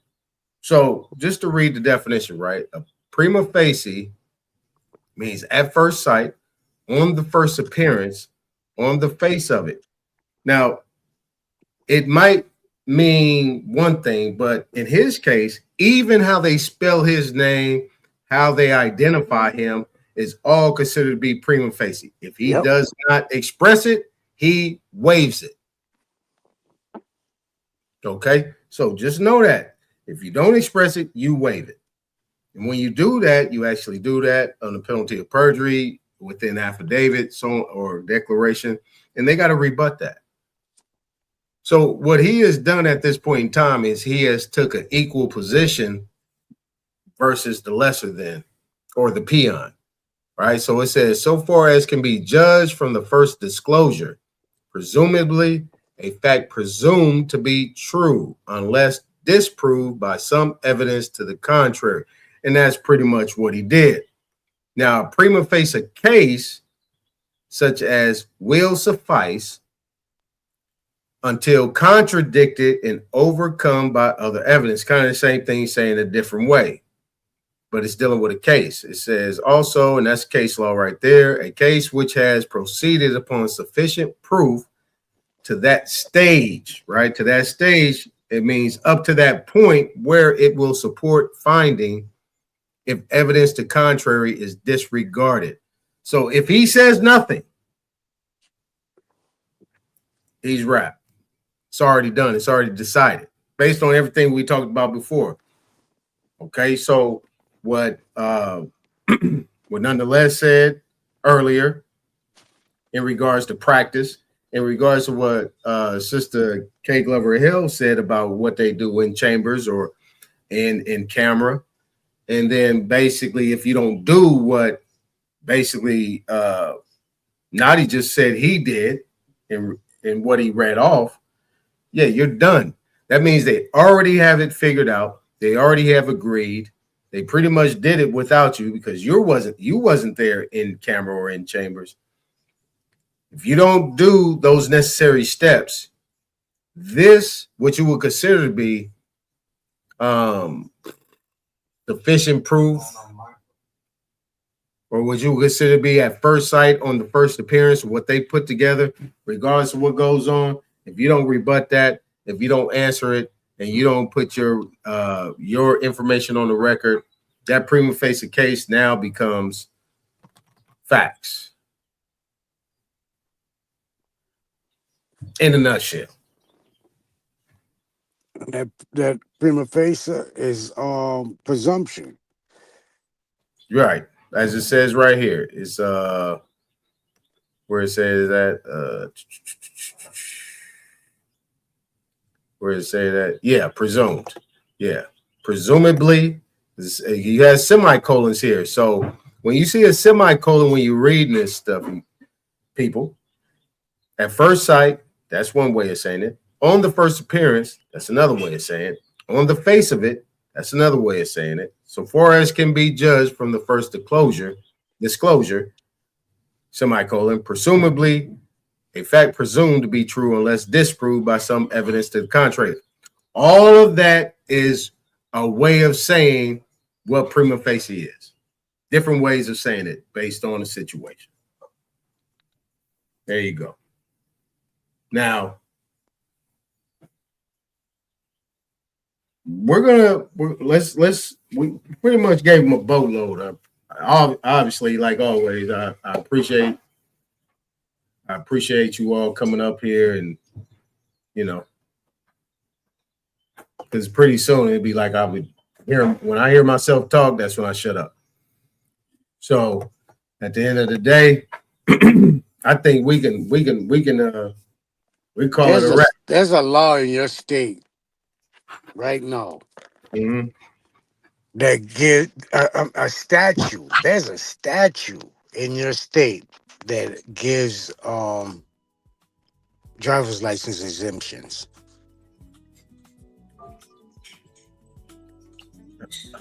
Say it again. Say that again. There's a statute in your state right now that's a part of the UCC that has exemption for driver's license. Oh, okay. It's good to know.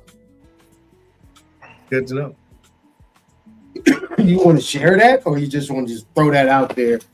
Man, I'm not Wimbayama, not 7-8. I don't know what all states everyone in. So if I shared that type of information, I would have to share it for everyone, No. You don't have to. You don't have to do it like that, but you said it's a UCC, right? What article? Give me that. Can you give me that? No, it's not a UCC. I said it's a statute, a state statute. It's a statute. Oh, a California statute. Yeah, every state has the statute. Say no more. I got you. I definitely. Yeah, we on the same page. Appreciate Look here. I just wanted to mess with you on that. let me say this. One of my documents I filed today, I filed and stated that I gave the EINs for the state, the secondary EINs, the EIN, the judicial EIN, the state revenue EIN, and the the attorney's EIN, and I also put that they're unsovereign, they paying unsovereign taxes, and I put the date and the year, the amount in the year of their last taxes on the document. All that's going out in public. So they gon' block out the EINs and shit, but they know I know. Right. Check what he's saying. So yeah, a lot of tricks under my sleeve, brother man, and it's called studying. That's right. And I'm pretty sure you did some other stuff that you ain't telling, and it's right that you don't.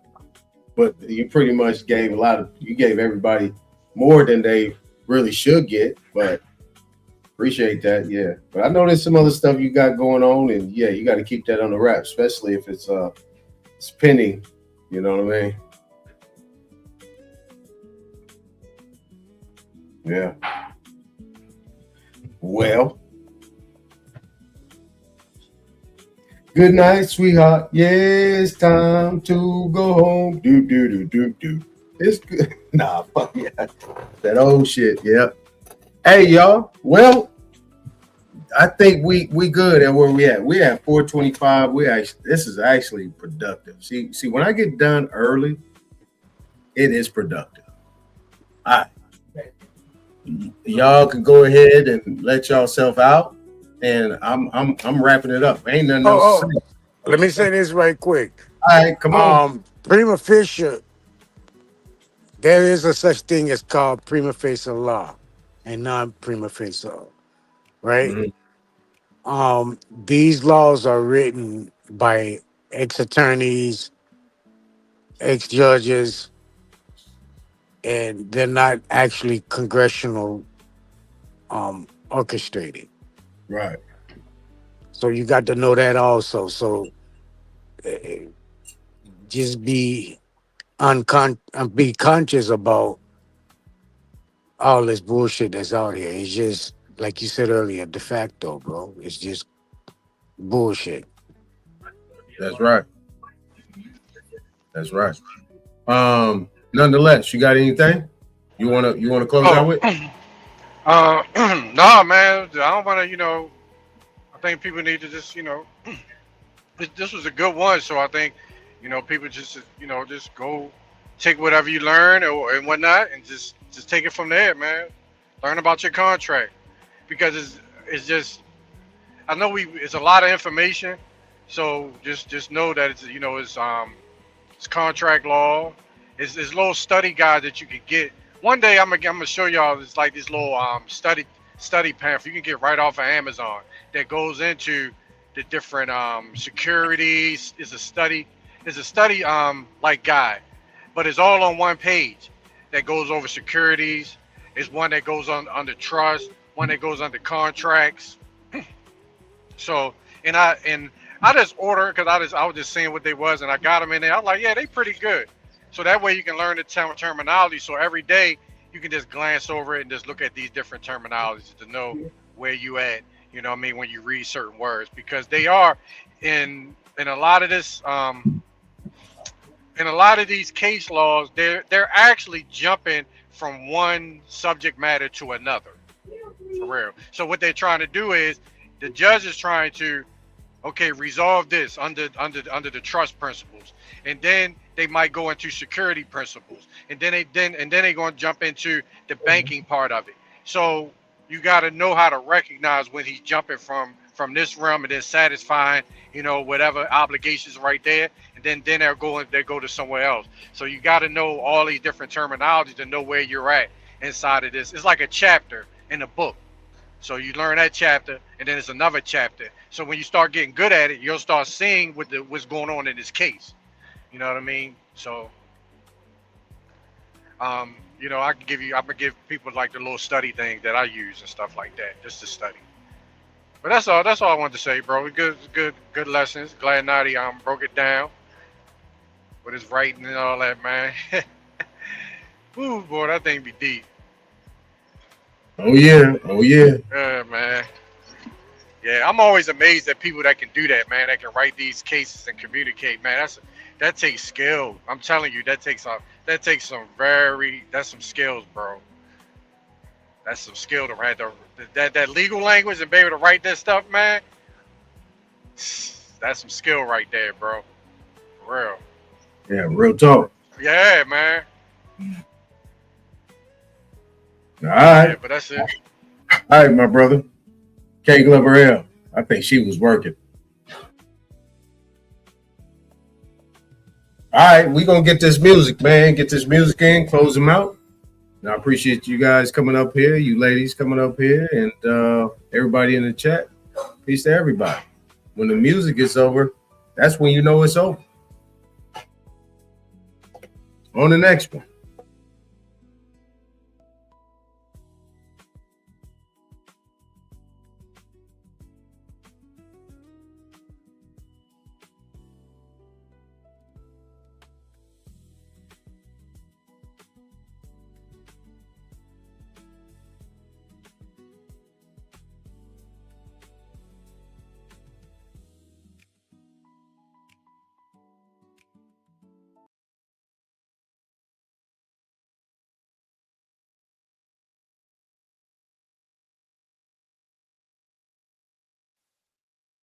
We want freedom by any means necessary.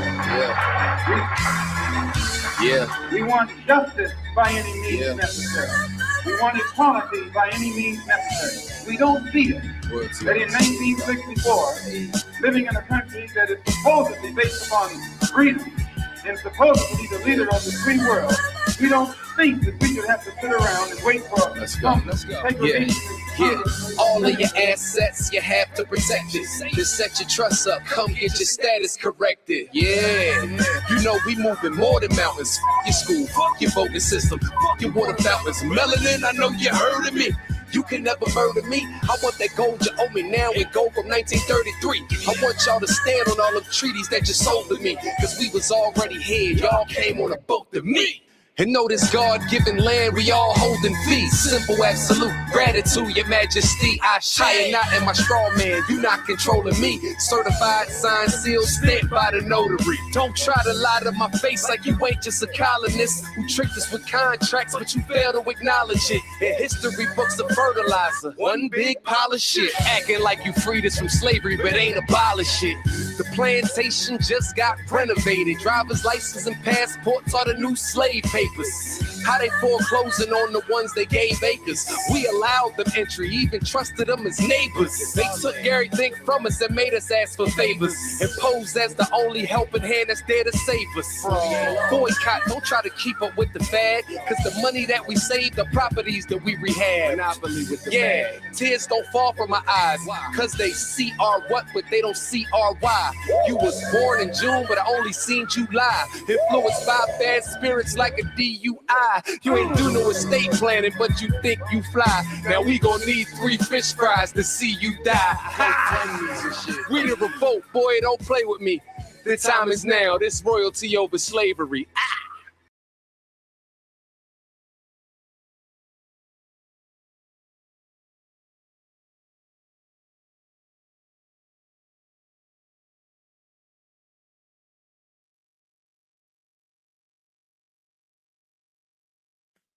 Don't move it. Don't move it. Don't move it. Yeah. Don't move it. Don't move it. Don't move it.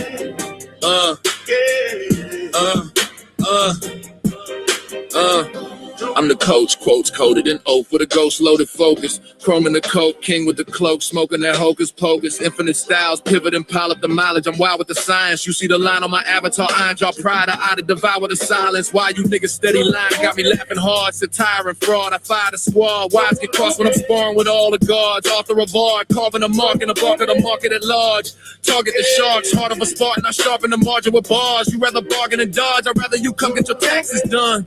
Black suit, back room, facts in a stack. I'm relaxing the maximum. Get out of the pocket, the profit of rocket. Then I just might tax you punks. Racket your funds, I'm stacking in chunks. Reacting to ashes, you're begging to punch. Sometimes my community hard-headed, scarred, dreading the lessons. I chart head and start spreading the message, embedded in pressure. Sovereign living, I'm private with it. No corporate percentage. Discharging debt with a pen stroke. You still don't notice the vision. I've been telling y'all you don't want to debate me. Weighty and ready.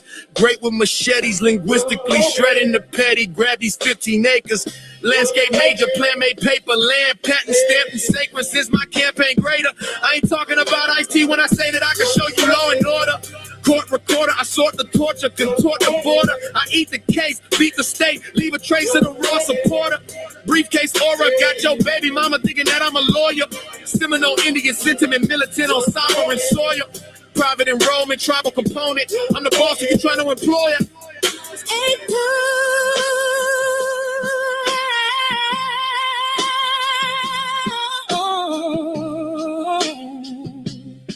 Clutch, baby. Infinite